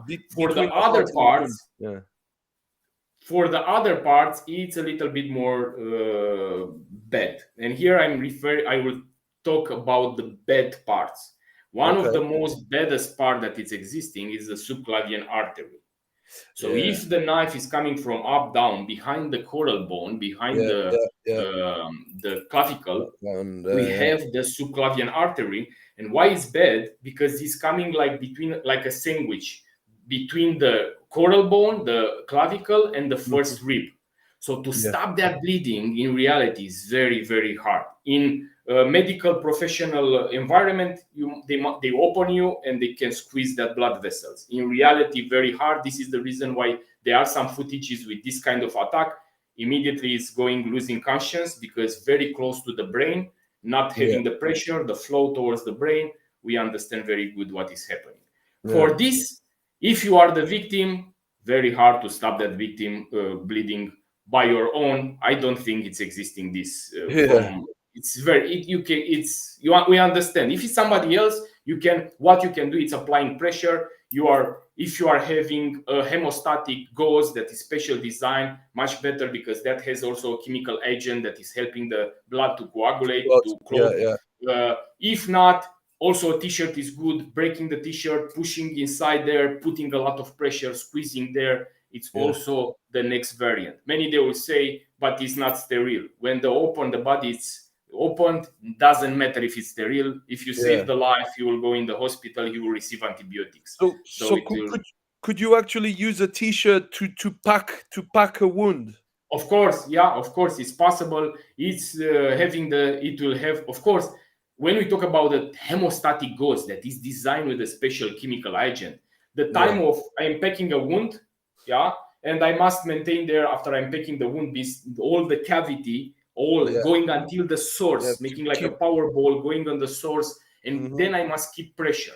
If I have a hemostatic gauze with this chemical agent, it's depending on the manufacturer details, something 3-5 minutes. If I have a normal t-shirt, for example, or a normal gauze, it's 10 minutes. Now imagine that you are in a tactical environment, an active shooter scenario. It's a bad situation to stay with your hands on the victim when something is happening bad. This is the reason why it's influenced by the tactical combat casualty care, because the rules of engagement says that if you have a guy in the team that is shot and you are in the fire position, you must suppress the enemy until to give some assistance to that particular team member. So that is one bad situation. And the other one is the axillary artery. And here, very careful, because I'm seeing this in many systems, people that they are protecting their head, and also when they are shooting, I'm not here to talk about, to identify mistakes. It's my own point of view. I'm not Yeah, saying yeah, for there is sure, man. something. Feel I free. Feel give an free, man. explanation for this. If you are deploying your handgun to shoot from close distance towards Yeah. a target, raising They, yeah, yeah. your hand up here, Mm, depending on the scenario. If I'm talking about a guy that has a knife in his hand, I am exposing my body to the most baddest regions that I have. Axillary artery, no muscles here to protect, yeah, and the left side of my body between rib number 2 and 3, 3 and 4, 4 and 5, 5 and 6, intercostal spaces, very easy to access the heart. So yeah, this, in a situation, I don't say that it's not working, because now I don't know, depending on many factors, but you'd expose too much. This is the yeah, reason why I'm teaching the triangle, meaning that even if yeah. I'm teaching with the blade, I'm creating a triangle in which I'm closing the axillary artery, the other hand is coming, closing a little bit of left Uh-huh. side, and this is coming subclavian artery, raising like at the boxing, Yeah, my yeah. shoulder closing. Is this 100% protection? No, of course, nothing it is, but it's better than making this type of It move. offers you a greater degree of protection. Yeah, of course. And Yeah. here, I was talking earlier about the axillary artery. Why it's so bad? Very hard again to pack that wound, very easy to access. You can Mm. put your fingers and you feel the tendons and everything inside. Yeah, yeah, There yeah, immediately it's also it's coming behind the axillary artery. We don't have a muscle to protect. So I have how you can treat this if it's somebody else. So basically, this you cannot put a tourniquet; it's too high. So yeah, even if you go high and tight, you cannot make that. So it's going with the wound packing and pressure. This means that if you have a hemostatic gauze, you can apply that. If not, of course, the legendary T-shirt or what you have, a scarf, something. You yeah. make like you make the wound packing very fast, pushing there on the victim, pushing, filling all that cavity, and at the end you make like a ball, if it's long Yeah, enough, the short, yeah. like a tennis ball, and you put it there, and then you push the hand, putting the victim with the whole On the body on side. the ground. That ball, it will create a lot of pressure, and what you are making there, and pushing the victim on the ground until, of course, it's having more chances until the paramedics are coming, then letting only pushing like this. If it's you, or you are the victim, very hard, but the process, it will be the same if you are having the chance to not go unconscious until then, pushing, making that ball, putting here and laying yourself on the ground near a wall if you are, it's possible, but on this side. Why? Because if you are losing conscience and you are staying like this it will go lose the hand and all it will go outside if you are staying in a normal position. Right, By right. putting my body laying on this side where I have that and Yeah, near raising my body, letting on the wall, lie down, then it's, even if I lose conscience, it's still existing a chance that is not going so. Of course, we are talking about scenarios. Everything is simple in the mm, scenario. Yeah. yeah. No, that's all interesting stuff, man. Definitely.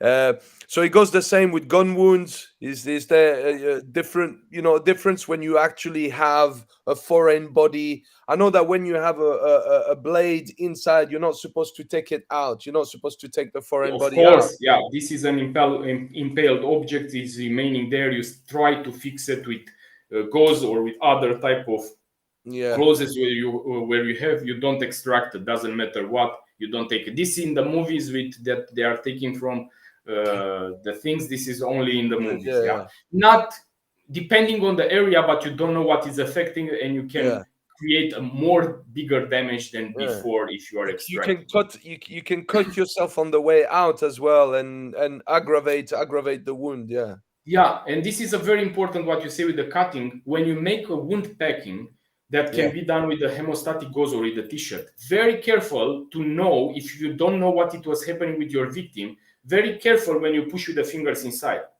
because if he has, I don't know, glass or something else, you can cut your finger when you are pushing right. Yeah, yeah, in the yeah. wound. Another important, because you are asking if it's a difference between gun wound Yeah, and bullet wounds. Yeah, knife wound. Now, a gun wound, the diameter, or how to say, the wound, it will be more smaller yeah, than when we talk, for example, about a knife. When you make on a knife, when you make a wound pack, you require more ghost, but also the gun wound can change trajectory, and that is creating a lot. Sometimes are Yeah. entering meters of ghosts in one hole that you are not seeing so good. What Yeah. is Yeah. different? It can be, for example, to the chest. This is another cause of on the battlefield of people that they are dying, and not only on the battlefield, also in the civilian. It's entering the idea of we have the March algorithm. M from massive bleeding, A from airway, R from respiration, C from Yeah. circulation, H from head injury and hypothermia. So this is entering basically at the respiration, and this is causing an open pneumothorax. Basically, for the people to understand, a knife, somebody was Collapse. stabbing with a knife, creating a hole from outside inside to your body. This Mm-hmm. means that between the very fast between the lungs and the thoracic box, it's existing a space that is called pleura, and Mm-hmm. there it has negative pressure. It's sticking the both together. Basically, not your lungs are inflating by alone. It's moving the thorax, and because of that, pleura is keeping the lungs together, and it's expanding also there. It's expanding also your lungs.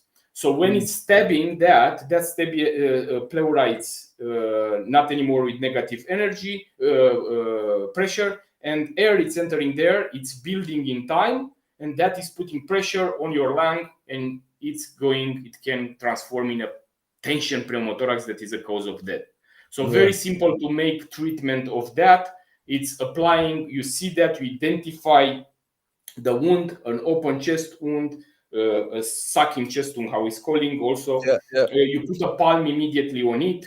Yeah, immediately how you are seeing, because if you are putting a palm, it's still stopping. If you are letting until you are taking, I don't know, the chest seal or something to Mm-hmm. improvise to put there, I will discuss immediately, it's still entering air. So if you have a bystander, you can say, man, keep the hands there on the victim, on the hole, until I'm taking my chest seal. Chest seal, Yeah. it's a special, the chest seal can be vented or hollow. It's a special medical device that basically is coming with glue. It's like a patch, like design, and it's coming on the wound, sealing that wound. Occlusive means that air cannot pass Mm-hmm. inside, but neither cannot exit outside. Vented means that air cannot enter inside, but can exit. It has some veins, and it's exiting from inside outside. You can Yeah. create a simple one by using a chocolate, or other kind of plastic thing that is not passing. It's soft and it's not passing the air to it. You have Okay. a duct Yeah. tape. Yeah. You put it on the wound. You seal it three times on three sides, and one Yeah. is let free, and it's functioning exactly like a chest seal. Of course, also this industry must make money, but again, it's better when you have something than to improvise. Finding Yeah. Yeah. that, taking that, it's already applying. So you apply that, and basically what it's doing is not letting any more air to enter inside. Check all the time also the victim on the back, because in the majority of the wounds, this can exit also on the other side. Yeah, and you must put also on the back. Yeah. And waiting and looking at the victim, because it can transform in a tension pneumothorax.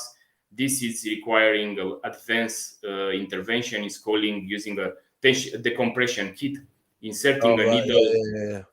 on the clavicle medial line with your nipple outside second intercostal space. This is one of the zones, or in the lateral you can decompress that, but that is requiring qualification to make it. If you make it and you don't Yeah. have qualification, it's possible to have problems after. Okay. Wow, yeah, yeah, that's a lot of information, man. That's good. I think that is stuff that's very important as well. That should be taught as part of combatives. Combative training is not only learning how to fight. I think that first aid definitely very important aspect. What we spoke about, escapology, very very important aspect. I think driving, combative driving, Of evasive course, yeah, driving, all aggressive that driving, stuff, yeah. very important stuff as well. Firearms, weapons, all that stuff. What we were going to speak about now is the next thing. It's survival, So urban survival or rural survival. Okay, what would you do if there was a big chemical warfare or a nuclear Oh, explosion, or you know, obviously, if you don't end up dying right there and then, you know, what is it? What is the game plan there? yeah, of course, when we talk about this, it's a process that must start in your mind if you want to be prepared for this with a Yes, long time. respect. Yeah, It's not a thing that you make from today for tomorrow, or in mm, 1 week you resolve every aspect that you need.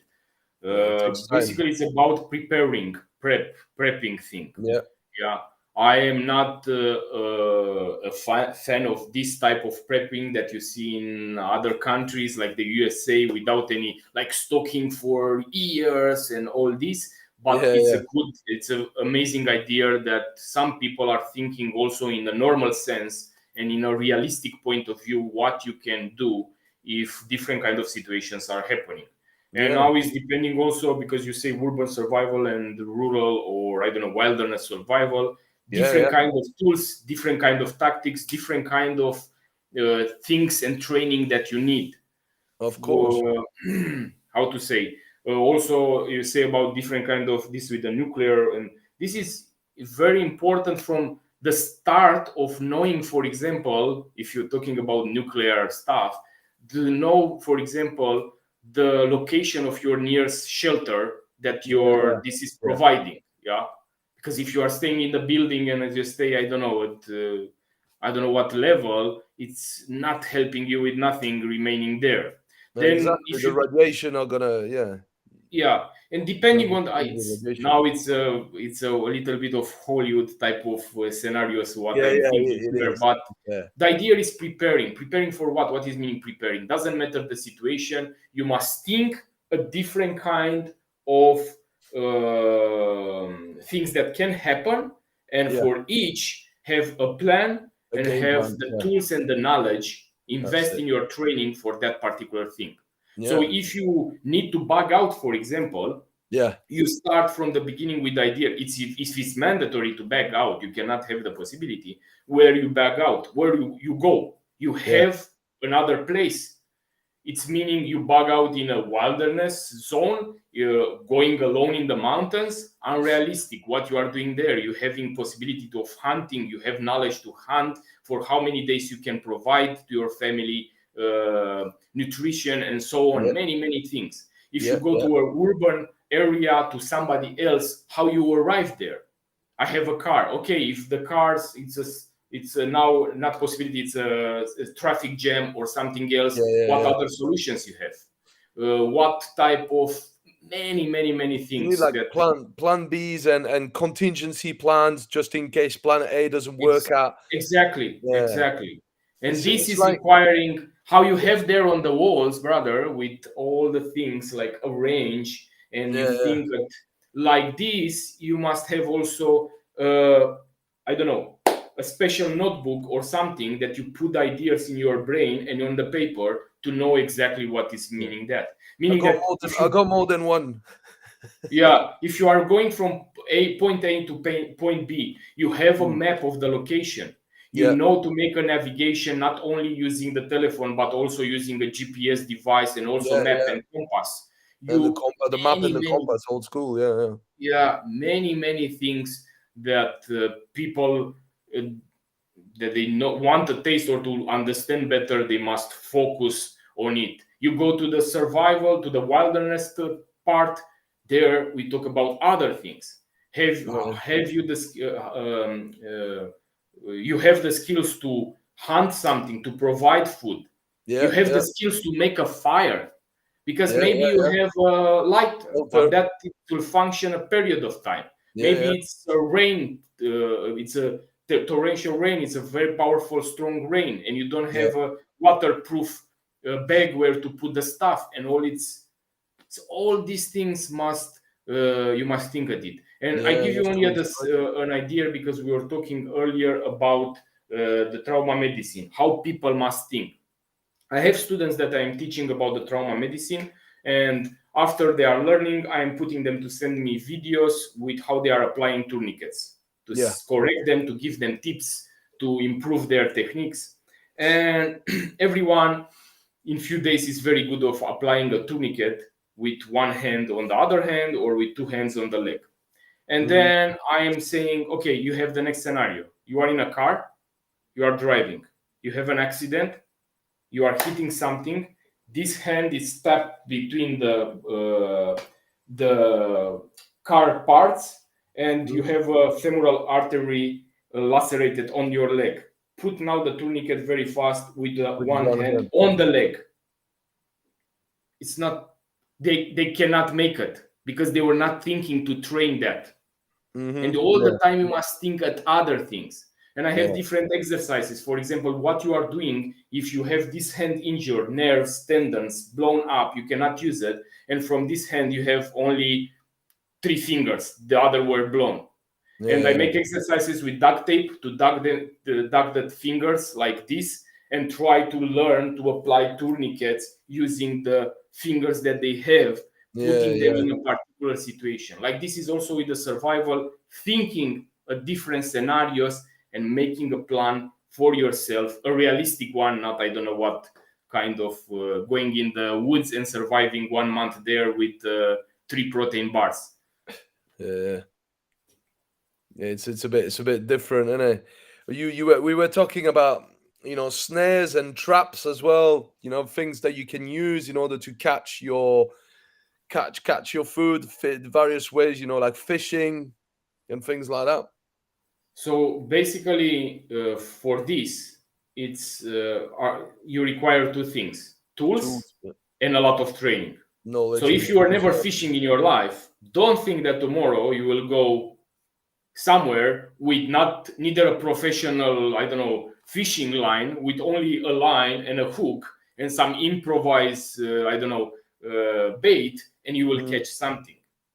So if you catch, means that you are the luckiest fisherman in the world. So you must Yeah, but, train. You must practice this. The same with the snare. Okay, I have a line. I can create a metal wire. I can create 4 different kind of small games, traps. I'm learning how. But learning is not only looking at because everyone is inspiring YouTube, learning something, and then they are making in their house. Look, I was making a trap. That trap, it's effective, and your knowledge is effective when yeah, it's tested and you catch something. Until exactly. then, it's only a theoretical thing. We're going back to the same thing, isn't it? Attribute development and Exactly. actual stress testing. Exactly. In everything, in absolutely everything. The The same theory with and the practice.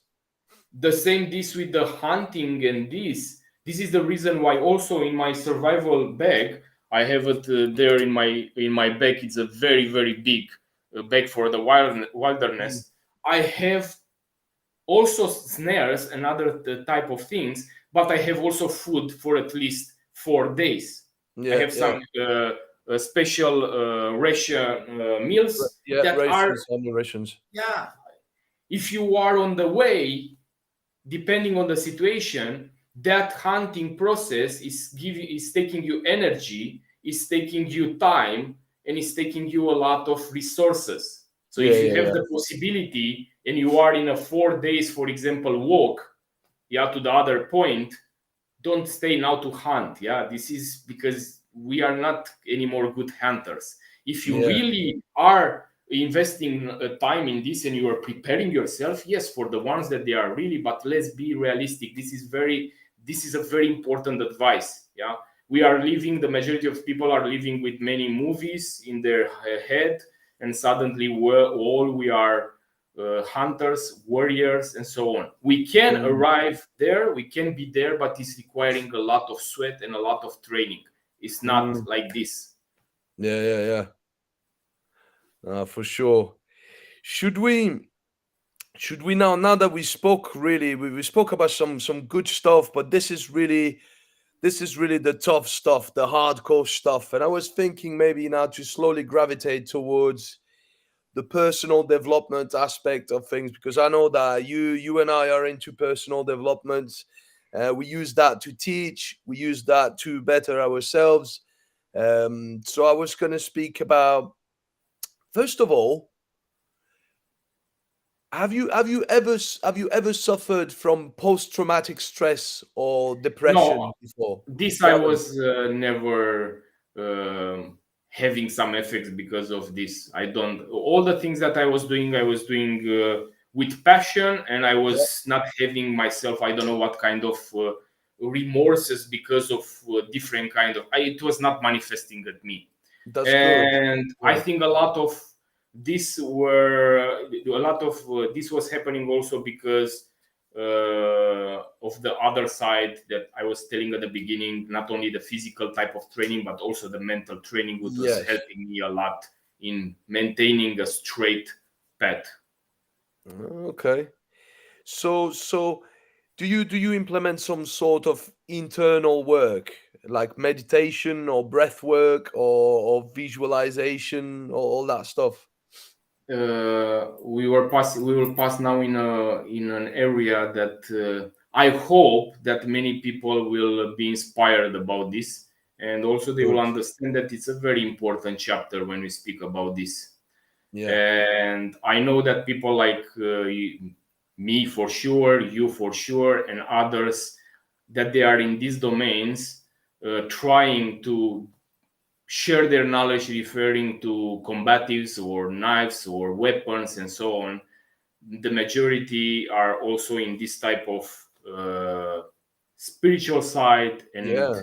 type of development using different kind of techniques like meditation and so on.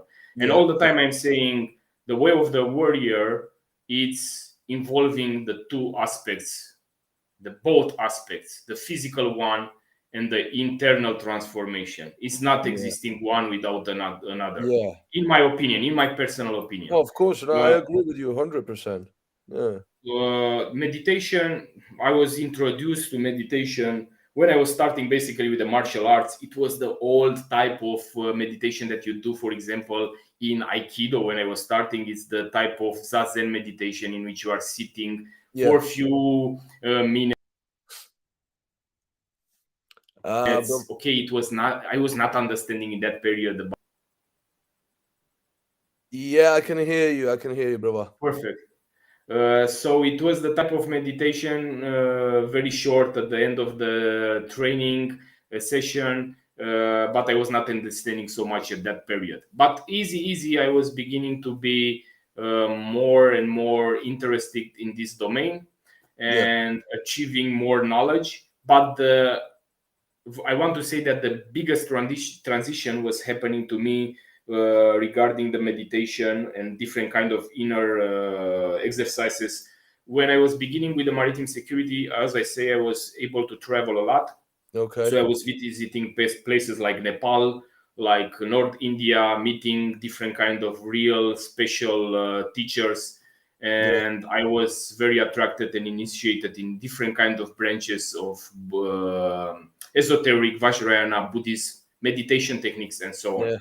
I'm not wanted here to talk about religions or something No, yeah, no, for else. sure. I want to put accent on the importance of these practices, and also from the point of view of the science, because many things are also coming now in these days. They are finding different kind of explanation also from the scientific view, NLP, yeah, neuro Yeah. linguistic programming.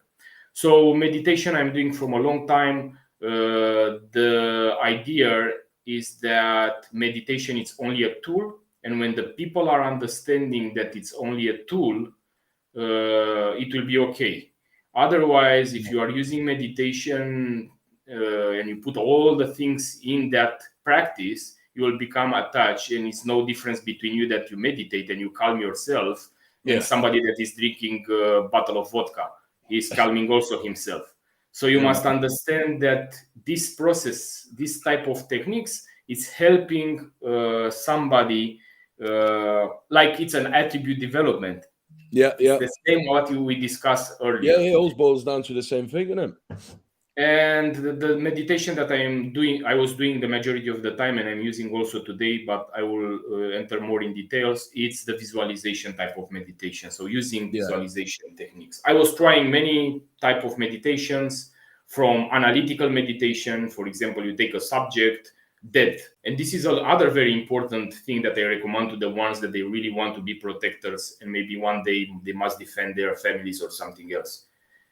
Uh, basically analyzing, thinking the concept of the death, and that the impermanence and the fact that every time it can happen that this life is over, Yeah, it's yeah, making you understand better the element behind. And this you find in many practices, from the samurai to the templars to other type yeah, of yeah, warrior castes, that they were using the death concept to understand it in such a way that they were, for example, the samurai were having a technique in which they were meditating and seeing themselves being slaughtered by the enemy in the most baddest way possible. So that type of practice they were taking from them in one way, the fear, or reduce the fear of death. yeah. Meditating on death, basically, kind of preparing for that moment, so that when it arrives, you will welcome it somehow. It's funny Yeah, you said that, but that stuff I've been thinking about for a long time. Even when I was a kid, I was already thinking. I remember when I was maybe around like 8 or 9 years old. I remember it still, where I was crying because I knew I was gonna die, and my mother came to see me, and I was in my bed, and I was saying, "Mom, I don't want to die." But she said to me, "You're only 8 years old. You know, you're gonna be living for a long time before you die." But I was already conscious back yeah, then, because when you're a kid, it's like, I mean, I believe in afterlife. I believe in reincarnation. I believe that we've been here forever, and we've been doing this cycle forever and ever, and we will continue to do so. But it's like, when you're mortal and you're thinking, you're thinking right, especially if you're in a dangerous place and you're in a dangerous situation. I've had a few times in my life a near death experience, uh, because of different reasons that I'm not going to speak about right now. But basically, I've had moments where I thought, that's it, I'm going to die right now. It's that's it. And there was that fear. There was that fear until that moment. I was like, no, no, no, no, no, I don't want to die. I don't want to die. And then there was a moment when I go, look, that's it. I'm gonna die. There is no going around. I'm just gonna die. And when I accepted that I was gonna die, I was still here. And then I look around and I'm like, shit, I'm still alive. Do you know what I mean? But yeah. this completely changed my perspective on life, and how I live my life um changed. I started to appreciate everything, every single little things that I didn't even want to see before, to or pay attention to. I was actually appreciating. Appreciate your food, appreciate the nature, especially appreciate Mother Nature. Try and get some Mother Nature time every day if you can, man. But yeah, man, meditating on death is definitely something that's very important, I think, because when you are ready to die, then you're ready to live. A lot of people are afraid of Of dying, course. but even more people are afraid of living. And Yeah, that's the thing. yeah. Or they don't know how. They don't know how to live. Yeah, yeah, Yeah, yeah. for sure, for sure. Uh, well, another very important aspect when you talk about meditation is that this word is basically today very very bad use, because people are not understanding that it's becoming this new age type of thing, meditation, making that.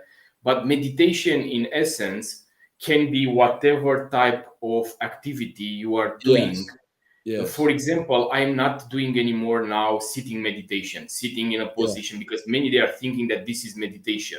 yeah, Sitting in a lotus position and yeah, saying I don't know what type of yeah, mantra. Yeah, yeah, exactly. yeah, I am doing, for example, when I'm training, I was transforming my training yeah. in my Into particular way meditation. of meditating, of being aware and present in that moment. Yes, You drink a coffee, you are aware about the taste and what you are doing in that moment. You are eating something, the same how you are saying about enjoying. Being present, it's one of the most important. And talking also about training, yeah, yeah, yeah, why people are not able to achieve or to train 100%, because our minds, or in general the mind of the people, cannot focus on one activity for a long time. The yeah, monkey that is jumping immediately, yeah, try to yeah, read a book or try to make something, and you will see how many thoughts they are appearing, or try to sit for 2 minutes or 1 minute without Yeah. thinking that to relax or concentrate on your body, and you will see how many thoughts. This I'm talking about with the majority of the people. Yeah. So that particular thing, meditation, can be an activity that you are doing and can bring you to 100% productivity. Means that if I am training to deploy my blade and to make my drill, if I am aware and able to control my thoughts and be focused in the present moment on what I am doing, I will take the maximum productivity from that training. Yeah. Yeah, if we talk about personal development, I'm not talking about the spiritual side. I'm talking about Yeah. how I can use that particular idea of training. The same with the visualization. The visualization technique that I was doing in the past, very complex idea when you talk about Buddhism or different kind of religion systems. Yeah. But Yeah. when you take that and you put it in the training, that powerful idea of training your brain in the past, your mind, to visualize things is helping, can help you also in the training by visualizing different scenarios, by visualizing when I am stabbing with my knife, Yeah. I am stabbing passing to that target. I Yeah. am visualizing every detail, every feeling, every images that Yeah. it's arising. Of course, here you can talk also much later because it must be also balanced with other good things. Of If you are course. all the Yeah. You time want to balance the thinking light that, and the darkness. Yeah. Yeah. if you all the time think that you stab people, you will arrive to have big problems. So you must equilibrate it together. Yeah. You know yourself that the old secret is that, the ancient civilizations knew that we do manifest our reality with our thoughts. So our thoughts, our emotions, and our feelings are, all interlinked. And if you are always having thoughts about negative stuff, then that's what you're gonna manifest in your life. So as you say, you will have some visualization about the dark arts, because martial arts and combatives are dark arts. There's the art Their, of. their origin is not of peace. They were not Exactly. designing for peace. Exactly. And so you want to have that peaceful practice on the other side. And that's where I'm using a lot of NLP myself. Like, NLP is something that really changed my life. I'm using it every day, every morning, every For evening. the people that they don't know, the scientific part is this, the NLP, what you are doing. For the ones Yeah. that they are maybe not, when they are hearing about meditation, what you are doing, the NLP, they can search. And I let you also to continue your idea about Of, it. of, of course. So basically, the NLP is neuro linguistic programming, which relates to how to program your brain, how to program your mind via dialogue, how you speak to yourself, internal dialogue, basically. And the most important there is to basically um, get your brain waves down. Ideally, alpha brain waves, which is basically in between the awake state and the sleep state. Sleep state, It's yeah. basically when the veil between your conscious and your subconscious mind is very, very thin, so that now you can start to use positive verbal comments like suggestions. And very often, it's like in self hypnosis, the most important thing is that you can only apply changes in the present moment. So let's say, for example, I say, a lot of people, they want to quit smoking, for example, and they find it very, very difficult to quit smoking. And they're saying to themselves, oh, I should quit smoking. I want to quit smoking. I must quit smoking. I will quit smoking. All this stuff is useless because it's not in the present moment. It's not rooted in the present moment. The only way that you would use self hypnosis or neuro linguistic programming is by taking yourself to the present moment by saying, I am. And I am, if you look at any of my things here, they all start with I am. Do you know what I mean? All of them start with I am, because I am are the two most powerful words in existence. Two of the most powerful words in existence, because whatever you put after these two words is what you will become with enough repetition. So I am is the seed.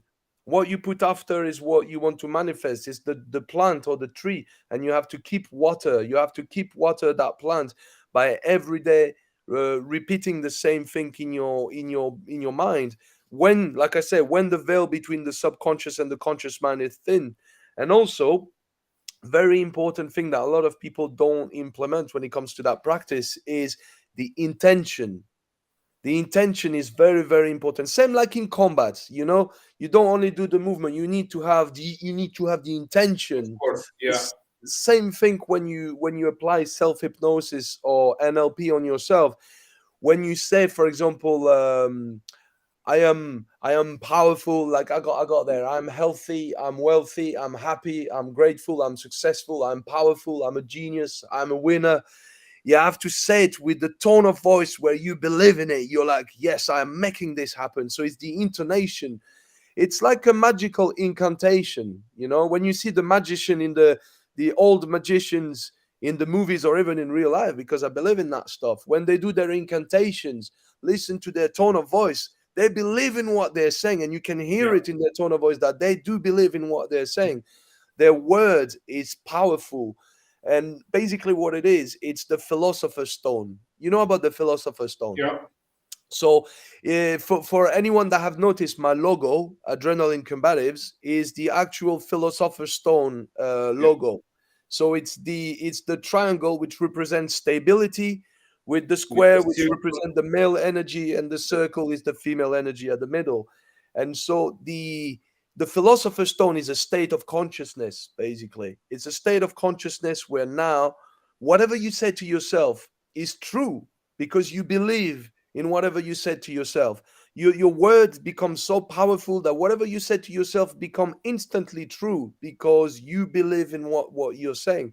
So if you say, I'm quitting smoking now, boom, that's it. You just quit smoking. You made the decision right here and then. You see, for example. So that's a practice that really changed my life. And every morning when I wake up, just at the moment when I wake up, when I'm still half asleep, half awake, the program is playing straight away. I had to initiate that program for a long time so that now every morning I don't even have to think about it. The first thing when I wake up, boom, I am healthy, I'm wealthy, I'm happy, I'm grateful, I'm successful, I'm powerful, I'm this, I'm that, all the stuff that I want to manifest in my life. So I think all this is very important, because the quality of the first 10, 15 minutes of your day will dictate the quality of the rest of your day.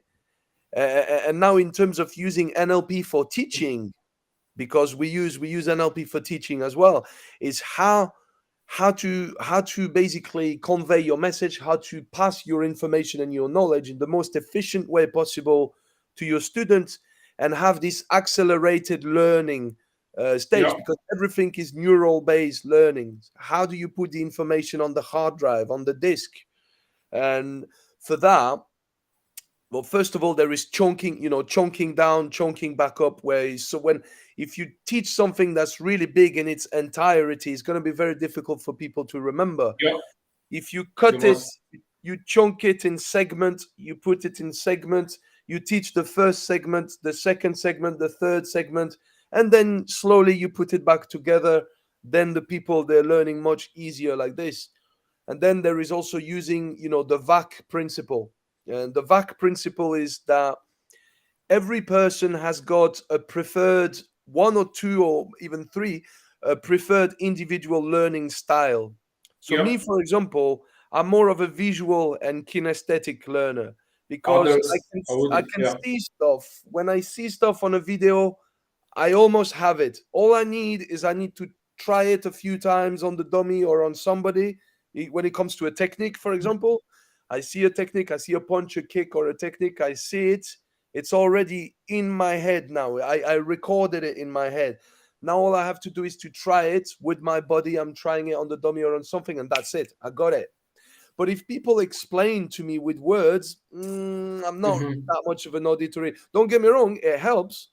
That's why, as a teacher, you want to include all three of them. You want to be Yeah. visual, auditory, and kinesthetic for people to learn. It's also part of NLP. So it's really good stuff as to how to install a skill set or a knowledge or information on the hard drive. The hard drive being the brain. So What you were saying earlier regarding the NLP and what I'm using, and it's part of my training for many years, and I recommend all the time to the students to make it. when they are learning a new technique, Yeah. I recommend, or when they want to learn something, I recommend them all the time to not pass the 1 hour training. It's proven scientifical that the majority of the people, the high peak of the Attention brain, span. it's 50, 60 minutes. This is Yeah. one. Then how I'm recommending to train. And in this way, I'm training from a long time. And for the ones that they are seeing me making so fast the movements and so on, it's also because I am focusing from a long time and putting my brain there. So Yeah. basically, if I make a drill now, let's say a deployment of the knife from the appendix position, I am making the movement 10 times, very, very slow, Mm. each movement in part. So if I must take my t-shirt and catch my Hmm. t-shirt, I Yeah. am catching my shirt and putting my brain to feel all the sensation of catching that with power, The contracting all fabric. the Yeah. fingers, all the wrist, Hmm. making all the movements very, very easy 10 times. Then Hmm. I'm staying in a normal position, closing my eyes, not moving neither a piece of my body, neither a finger, making 10 times the drill in my mind, visualization, Yeah. everything, every detail, catching the blade, how the muscles are contracting, everything step by step. Then 10 times after I'm finishing this as fast as I can. This, for the ones that they don't know, there are so many athletes and other professional athletes that they are using NLP visualization technique to increase their performance, and it's Yeah. working. It's not something magical. Yeah. People, they are very much connected to the spiritual side, and it's okay because the both are going also from there, because we find these kind of teachings from ancient times, but Absolutely. also Yeah. for the ones that they are Visualization. not Yeah. attracted, yeah, you find the scientific explanation of this, that you Mm. put it together and it's working, it's helping you in your practice. So this type of visualization can be this type of NLP can be using visualization, can be using words, autosuggestion, how you were saying earlier, or other type of techniques. So It's really good stuff, and I know that feeling of that feeling of evolving, that feeling of getting better than you were yesterday. That spirit of always every day trying to do something better, try to do something more, try to improve, try to be a better, more efficient person that you were the day before. It's a mindset. At the same time, it's a mindset that you strive to always be better. I think it's all really really good stuff. Um, so I'm just looking through the questions here. I think that we've touched on a lot of stuff already. I think that maybe we can kind of slowly wrap it up. What do you think? yeah, Yeah. yeah, Um, so I tell you what, there is a few questions. There are a few questions that I ask most people, and I'm going to ask you these questions. Did you have any moments in your life, any moment of epiphany, any moment of some type of awakening, some very very significant pivotal moment of your life, like a catalytic moment that changed your whole life and the way that you see life, the way that you see yourself, the way that you live, and the way that you are with others, and you know what I mean? Have you ever had yeah. that type of experience? So what I can think about, what I can identify like this type of moment or something very close, I don't know how to explain it, is the moment in which I was. It was a period in my life when I was very very involved with this spiritual side Yeah, of meditation, other kind of yeah, stuff, trying to be also vegetarian for a period of time, trying also this. It was not yeah. working. I am still I've done that. a meat eater, and doesn't have something to do related to together. But the idea is that uh, you must understand that everything that you are doing, or for me it was this understanding that everything that we are doing is not relating. People are putting this idea of spiritual thing, like you are meditating and you are more, I don't know, different from others, or you are making that and you are different from others. Yeah, And the idea was that when you understand that meditating, what I was saying also earlier, is not making you more special than because Of you are course. making that because you want to calm yourself, for example, than Oh somebody yeah. that is drinking a bottle of whiskey. That is not the difference. They will both achieve the same thing, relaxing their mind, making I don't know what kind of thing.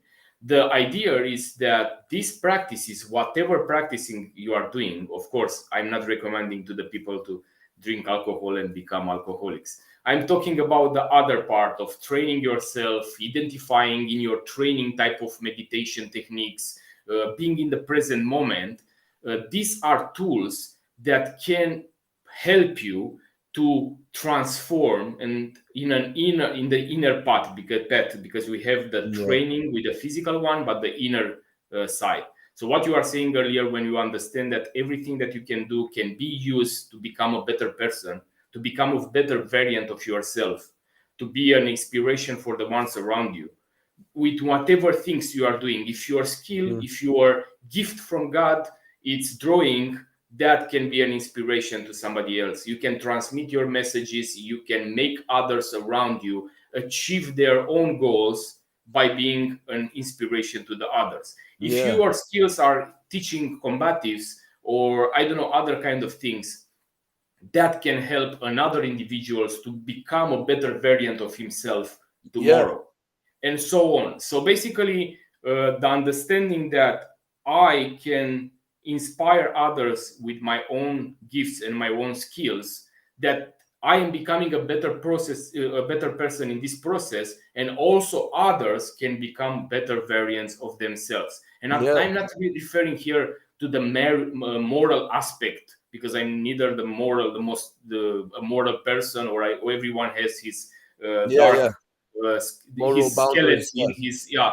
I'm talking about trying every day. If you are a doctor, to be a warrior doctor, a warrior teacher, a warrior Mm-hmm. I don't know, police officer, and so on. Trying Yeah. all the day to push yourself and to make others understand that everyone has a skill, anyone has a gift, and we can become better individuals day by day and inspiring others around us. So for Yeah. me, the meditation, it was only a tool, and that it was transforming in these days that everything for me is meditation. If I drink a coffee, for example, Yeah. I am present there and I'm drinking the coffee. If I'm Yeah. making my training, I am making my training, and Mm-hmm. so on with every kind of activities.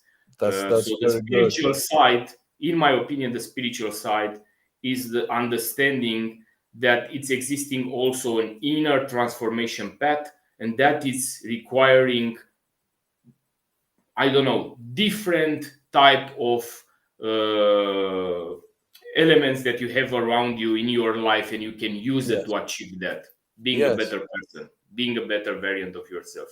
For sure, for sure. And when I think about all this as a teacher, that's the same goal. I mean, it's really first of all for me as a teacher because I've been going through a lot of suffering in my life, and this is what led to my spiritual awakening some 11 years ago. And I'm thinking to myself as a teacher, I know what it is to be suffering. I know what it is, and it's not nice. Nobody likes the suffering. Do you know what I mean? And I just want to make sure that people, if I can help people not to go through that suffering, then that's me doing the right thing. That's really me doing the right thing. And it's really about getting people to become the best version of themselves earlier, for it to be, for them to be less time. It took me, shit, I'm 35 now. I'm only now really starting to understand, and there are various degree of understanding. And the more you live your life, you get deeper level of understanding about what peace is, what your anger is, how do you deal with your anger, how do you deal with your fear, and how you help yourself so that you can help other people. Because the truth is, a lot of people want to help other people, but they're not willing to help themselves. So how can you help people? I mean, you can still help them. Of course you can help them, but if you want to help them to that extent, you need to make sure that you help yourself first. And it took me a long time to understand that, but because for a long time, because I got a good heart, I wanted to help people. But I realized, shit, I'm a broken person myself. We're all broken, to be honest. Any man or woman that said that he or she is not broken is lying. We're all broken. That's what it means to be a human being. We're not Yeah. gods, not yet. We're not at that level yet. We haven't activated all the DNA. We're not at that super conscious level that I believe one day we will get there, but not in this lifetime anyway. We are very close to destroy ourselves, and I think we are far for achieving that type of level in this Consciousness. moment. I think we are Yes. in a down type of, we Well, are up and then down. yeah. I think we To, are to, in to, that area. it's the wave, isn't it? Like the universe is like in the Kybalion, they speak about what goes around comes around, and everything is vibrating, nothing is at rest, everything is moving, and you got ups and downs. And I think that we've been doing that forever. To be fair, it really depends where you place your awareness. If you place your awareness in the negative stuff, then this is what you're going to see, and this is what you're going to manifest in your life. And that's why I try to, I'm conscious, don't get me wrong, I'm aware of the negative stuff, because you can't just put blinders here and pretend that there is no negativity, because there is. you know Whether Yeah, you don't want to see it, it will still be there.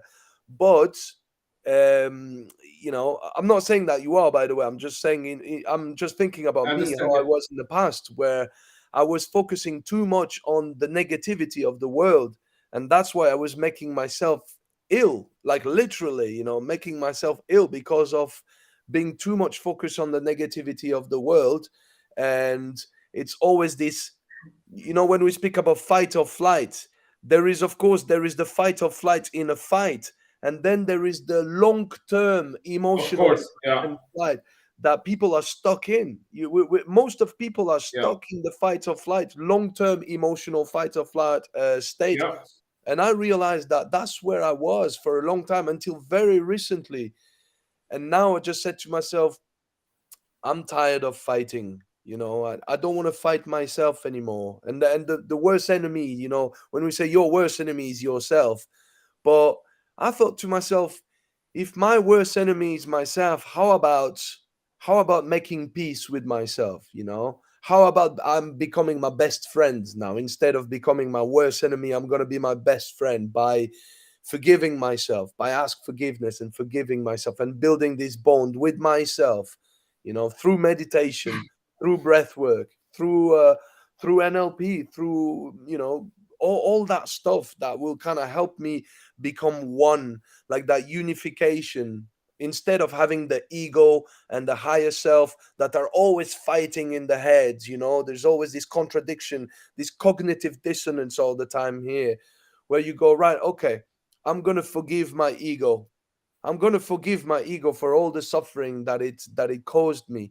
Because if I continue fighting my ego, I'm continuing feeding it. I'm creating my ego by fighting it. And that's why I said to myself, I'm tired of fighting, man. I'm tired of being afraid. I'm tired of seeing negativity everywhere. I'm tired to see the enemy everywhere. Don't get me wrong, I'm still aware. I'm still aware. I'm still very much aware of what's happening around me. And if I have to use that shit, it will come in a fraction of a second. It will come because I'm training. I've been training all my life.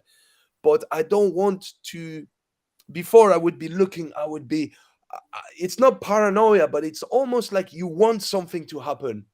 You know, it's almost Yeah, like right. It's the same like when I work the doors. I have to, because I'm still young. I'm 35 years old, and I'm saying there is one aspect of me. My ego is like, right, you need the experience. So when I'm going in the club and I see something is about to happen, I start to walk over there because I'm like something is gonna happen. I'm gonna have to deal with it. This is gonna be my experience. You know what I mean?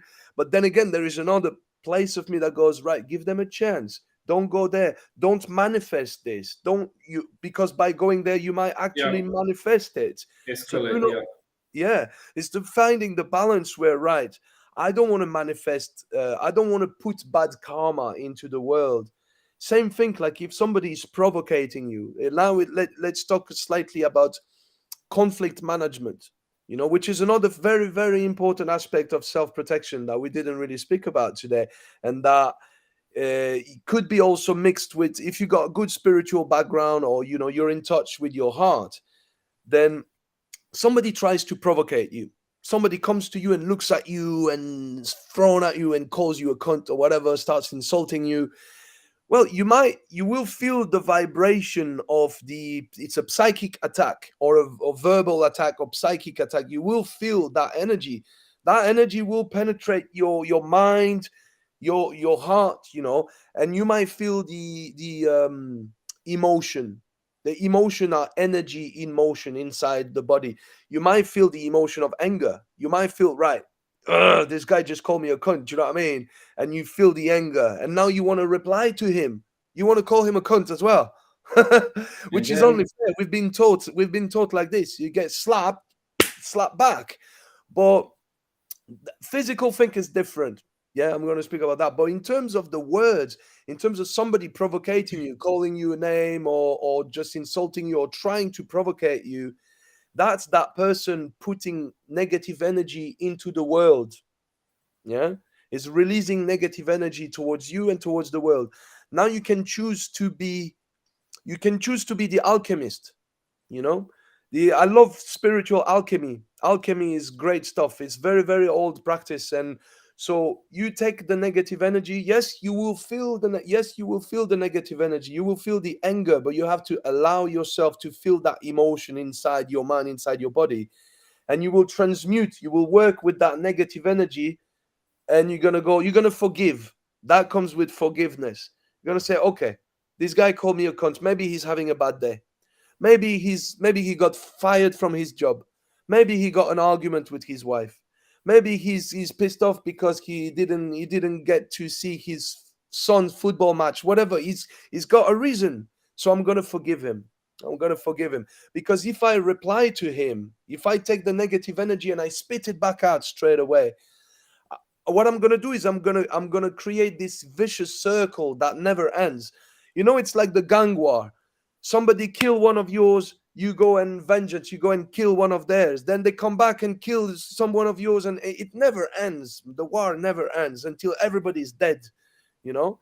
So I said to myself, right, I'm not gonna fight anymore. And if somebody tries to provocate me, unless there is a physical threat, a physical threat for my health or my life, I'm going to respond with kindness and with love and forgiveness, because I'm being conscious of what energy I'm putting out there. I don't want to put more. There is enough negative energy in this world without me having to put some more of that energy in there. It's not my job as a light worker, because I see myself as a light worker. Not to say I've not dwelled into the dark arts, because it's like being a gray warrior. You take the darkness, you take the light, and you put it together, you get this gray mix, like the gray Jedi, the gray warrior. yeah, I like that concept. Because I've come from a dark place as well. I have experienced dark stuff, and I know what it is. But that's not where I want to go. That's not where I want my focus to go. I want my focus to go to the light, you know so I still call myself a light warrior. And I'm very careful of the energy that I put out there in the world. I just want to make sure that I'm not going to put any negative energy out there. And if I put negative energy, so if somebody tries to take your life, now they're offering you deadly force. They're offering you level 10 threat, deadly force. If you actually do something and you take their life, you just countering the energy that they sent to you. You just cancel it and send it back to them. But at which point, I don't think that you would buy karma. There is only one, killing is always wrong. But there is only one way that killing is the only way to stay alive. If somebody is trying to take your life and the only choice that you have is to take their life, then you're fighting for your survival, but you're not fighting out of hate. You're not fighting with negative energy, you're fighting with positive energy. And I'll explain to you why. Because you're fighting to preserve what you love: your wife, your kids, your dog, your whatever it is that you love. you're preserving that love, you're preserving that life. So you're fighting with positive energy and not negative energy anyway, you know.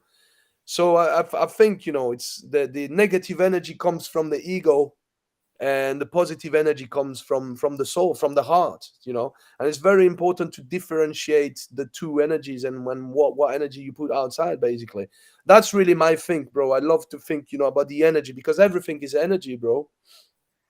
I if I'm talking about this, it's very interesting how you are exposing this topic, and Mm. how you were saying earlier. Everyone, we discuss about this.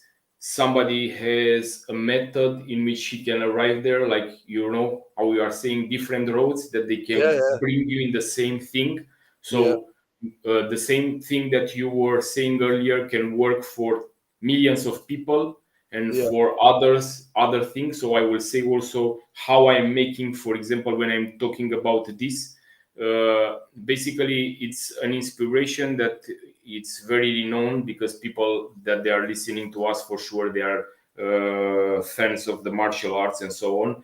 yeah. It's called mushin, and this Mushin, no mushin mind. term, yeah, it's calling is meaning no mind. And Hmm. of course that this term has, if you are thinking no mind, what is meaning no mind? People are thinking not thinking at nothing. It's impossible to not think at nothing. The idea of no mind is coming, you find it also in the martial arts, in the old type of Japanese martial arts and Chinese martial arts.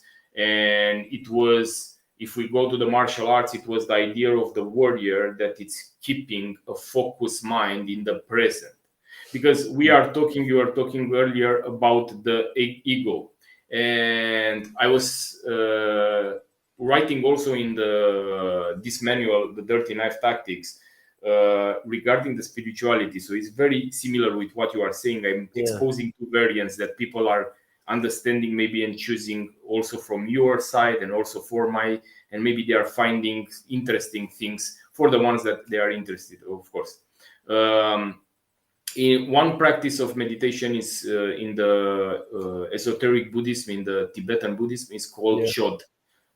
Basically, it's a bone, very shamanic old practice, in Mm. which the meditator is seeing his body in front, is visualizing his dead body, like it's dead, Mm-hmm. and he's beginning to cut with a special knife his body pieces by pieces. And of course, for the majority of the Christian type of mind, and how we are raising here in Europe, this is sounding something very macabre and very grotesque. But the Yeah, idea behind this is that this person, this body, we are so attached of our physical body. yeah, We are buying creams, oils, going buying expensive clothes, and so on. But we forget about the idea of the mind and the idea of the heart. So basically, this technique is visualizing his own body that is attached on, and is cutting his dead body, and then it's offering to different animals or different. Okay, the concept is more complicated than this, and I don't want to enter in very to take to scare the people out. So of course he's renouncing to the attachment of his own body. So that is basically also the ego that we are talking. yeah, And I was practicing a long period of time, and I also recommend, I was writing in this manual a technique that is inspired from there. So when we talk about spiritual side, I have still a combination between knife and the spiritual meditation, for example. So I am visualizing myself when I'm making the techniques. It's a slow motion, so the people are knowing only the brutal thing when I slapping and hammering and giving with the knife to different targets. But I have yeah. also this soft way, the internal way of martial arts that you are asking, and I don't want to mix this with the, I don't know, this type of videos that we are seeing with masters with key, and then they are mixing, coming with Yeah. the MMA fighter, and they are breaking their nose up. I'm not talking about that. Yeah, man, that's good. Transformation of inner thing doesn't have nothing with a fight. A Yeah, fight all the time, the punch is more stronger than your idea of controlling an energy, that energy, it has a real thing, but it's about internal thing. It's It's not subtle energy. exactly. You cannot mix it together. Fighting is fighting, punching is hurting. The other stuff is for the internal transformation. So I Yeah. am visualizing myself multiplying and every part having different colors, because we understand that colors can be attributed to different negative emotions like anger, Absolutely. like Yeah. jealousy, like so on. Yeah. Yeah. So then I am beginning to make my techniques. So I'm combining also knife fight techniques, easy, but also working on this idea of destroying this type of ego thing. And now, because I'm coming back to the machine, the most that I'm more connected now with it, the idea of no mind means that if I am present in this moment, Yeah. if I am aware of myself, it's not existing ego. Yeah. Ego is existing in the moment in which I begin to analyze, Yeah. To to think put using myself the in analytic different mind. situations. If I'm Yeah. taking out this coffee and I'm focused on the taste, on the smell, on every detail that I'm doing, the Your ego is presence. not there. Yeah. So the same with the idea of insulting or something, if you can achieve to be aware in that present moment, it's not existing an ego. It's a mirror. It's somebody that Yeah. is attacking somebody that is not there, thinking at the speed or the, I don't know, this type of conflict, like energetic stuff. But again, I Yeah. repeat, there are different teachings that they are not coming neither from me, neither from you. They are, we find it from a long time ago, and they Yeah. are Yeah. bringing in Cool. the same point. So people are having many, many ways of finding a balance between how to handle this type of situations. Yeah, because also if we think of the physical conflict, you still have possibility to let everything down. For example, somebody, it's you are in a bar and he's stepping on you, let the guard down and invite him, take him a beer. Let Yeah. be Yeah. the For good example. day Yeah. for that. De-escalate the situation. So that is De-escalation. Yeah. also a combination between awareness from physical defense to the mental type of understanding the people and how they are functioning. Maybe Yeah. he was having a bad day, like you were saying. So Yeah. Yeah. Then after, this is where all the behavioral study and psychology is really, really important as well, I think, to learn as part of the self-protection curriculum. Are you familiar with Richard Dimitri? yeah. I have it also on Facebook friends. I Yes. know him from when he was teaching the shredder Teaching. method and all this very, Yeah, very yeah. good Well, teacher. you see, yeah, he's one of the pioneers as well in that Yeah, in reality-based self-protection, and the stuff that he does right now, which is more like violence prevention, by learning how to spot red flags, learning like that yeah. behavioral I think he's awareness. making with his wife. I was seeing a Yeah, yeah, little bit. Pamela, Yeah, Pamela, yeah, yeah. This it's really good stuff because it teaches you to read into people's mentality more, and the different characteristic, the different archetype, the different mentality. You got sociopathic people with sociopathic tendencies. You got people with psychopathic tendencies, and they will deal with they will deal with situations a different way. And if you can recognize what sort of person you have in front of you, then that will help, because like you said, nine time out of 10 you're facing a good person having a bad day. So if you fish for empathy, 9 time out of 10 you're gonna manage to de-escalate the situation, yeah, and but really what it is, fishing for empathy is like really giving the person a chance to be seen and heard. you know so it's like you said, when people try to de-escalate in a way, they put their hands up and they go, yo man, I don't this want a is. problem. You But know what I this is mean? also the same. Like I'm putting That's the hand in front of your inner space. Yeah, It's like exactly. Yeah, still that's aggressive but behavior. but you could go, Sorry man, how can I help you, man? All right. Oh, I'm sorry, man, I didn't see you, man.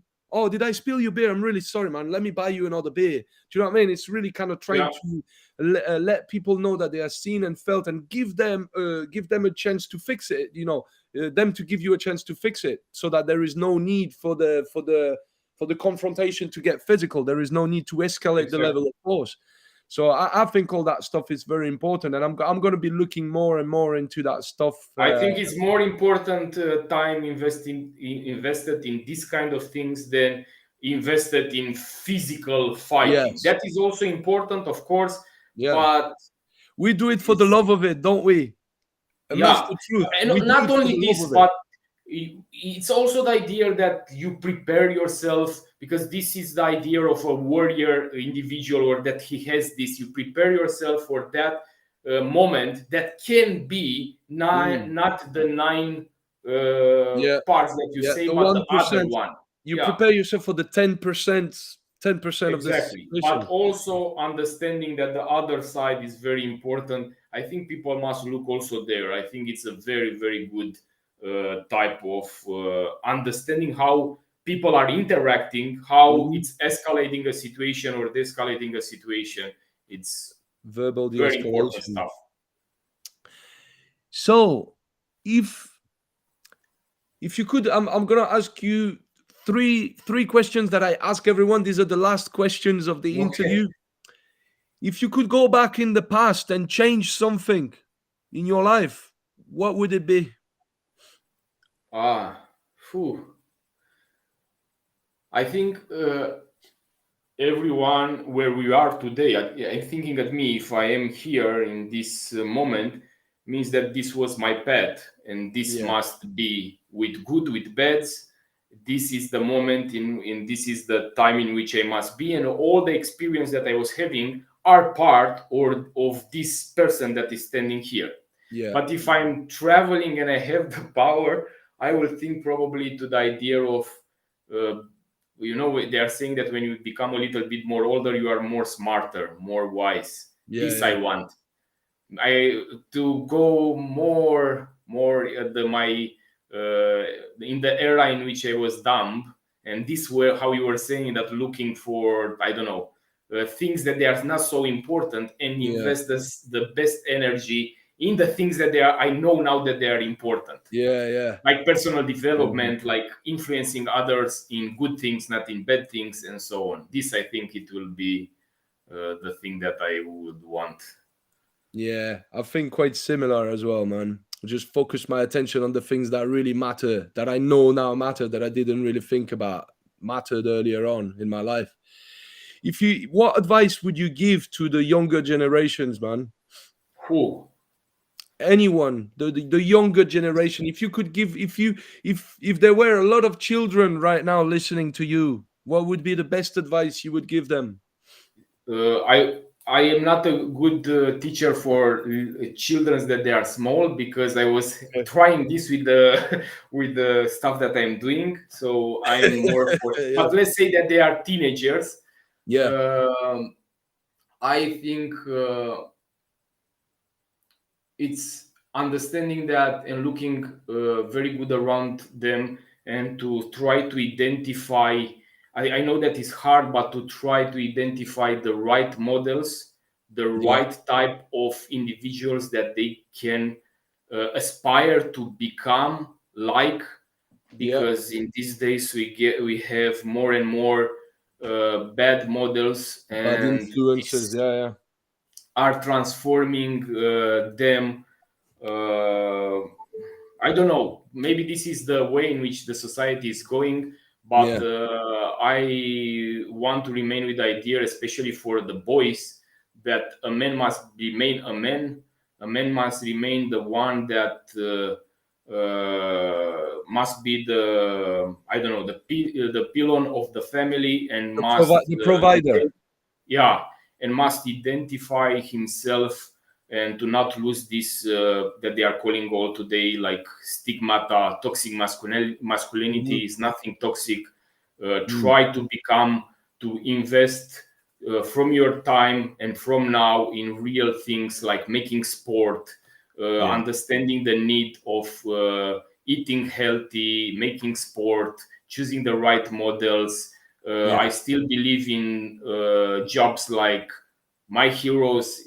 For example, my hero, it was my father, that it was also in the army. I was liking and having ideas of being like jobs, police officer or medics, others, or I don't know Mm. what kind of things. Now, the models are Instagrams, influencers, YouTubers, and other type of things. Yeah. And they must understand that you need to invest time in yourself and preparing yourself for this life, that I think it will be more and more hard for the new generations. Yeah, So sure. if you are a boy, direct your energy towards things that real boys are doing and real men are doing. So it's nothing bad learning to be to have a more warrior character. It's nothing bad to help somebody. It's nothing bad today to have respect and to try to identify the people that really can influence your behavior and become a better person in the future. Very good. Very good advice, man. Yeah, for sure. For sure. It's good to have role models, man. Last questions, brother. If you had the power to change the world, what would you do? What would you do with it? Superpower or Any power at all, bro. like God power? Yeah, yeah. I will erase 90% of the mechanism of how people are thinking in this moment, and I try to make a better variant of themselves, because we are screwed. Yeah. All of this population is screwed up. And I think also I will try to make people to be like how to say, like a glass to see through people, so they cannot lie. So to You know see. what you just said now is very interesting, man. Do you know why? But I I believe. think when I make this, it will all the world, it will destroy between them. It will be over this world when you can see what other Yeah. is thinking. I think that before the languages were created, the languages, the human languages, which are languages that you can use to lie. I think that the universal language is the language of energy, frequency, and vibrations, like Nikola Tesla used to say. And if we were still using that language, the language of energy, frequency, vibration, we wouldn't be able to lie.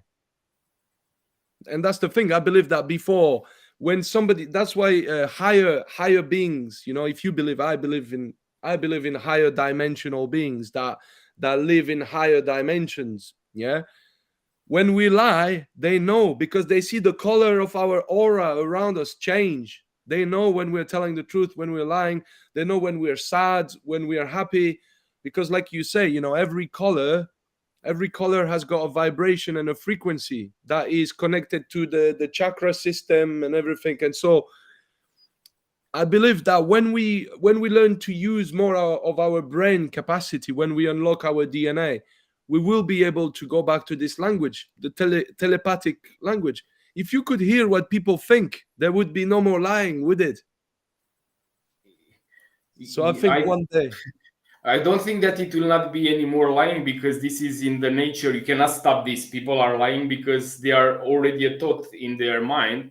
But I think they all we will destroy each other very, very fast, because you know what other is thinking about the other one. So Yeah. it's more simple to take immediately a stone and break the other head, because like this, you don't know what you are thinking, and you think that it's a good guy and have good opinions about you. Yeah. All right, brother. I tell you what, that was a great interview, great conversation. 3 For hours, me brother. also, brother, thank you very much. It was amazing discussion, and I hope that the people will take the good parts from it and let the Yeah, bad parts aside. So they for will, sure. yeah, and they will learn something from our topic. I was learning a lot from you this So did I, interview. bro. Tell people if they want to find you. Have you got a website? Have you got where Yeah. can they find you? Where can they So find your material as well? Have you got any courses? I know that you sell courses as well. If you want to talk about this, you can plug that in here if you want. the website, it's School of Survival line, School of Survival org. Mm-hmm. The YouTube channel is Tactical Combat System. The Facebook profile, they will find it because you were tagging me in it. I have many courses and material, also PDF manuals regarding the knife, regarding escape and evasion, and other kind of topics, trauma medicine. This was coming in my mind like an idea when it was the period with these lockdowns and so on. So people, they were needing information, and it's also another variant. Again, these are not, how to say, people must make physical training and prepare themselves in this way, but also videos and manuals can be a help in their process of learning. So not be confounded with the idea that you look a video and you will be able to, I don't know, to master things. Yeah, this is the things where they can find me. Awesome stuff. If you stick around, Matei, we're just gonna say goodbye to the people, but I got just a few more things to tell you. But so we're just gonna say goodbye to everyone. For those that have been watching and listening, I hope that there was some good information that you can take home, things that are gonna help you evolve, become a better version of yourself, better warrior, get more knowledge, or at least have some direction on what you should be working on if you want to train for realism. And we'll see you next time, guys. Thank you very much, guys. Thank you.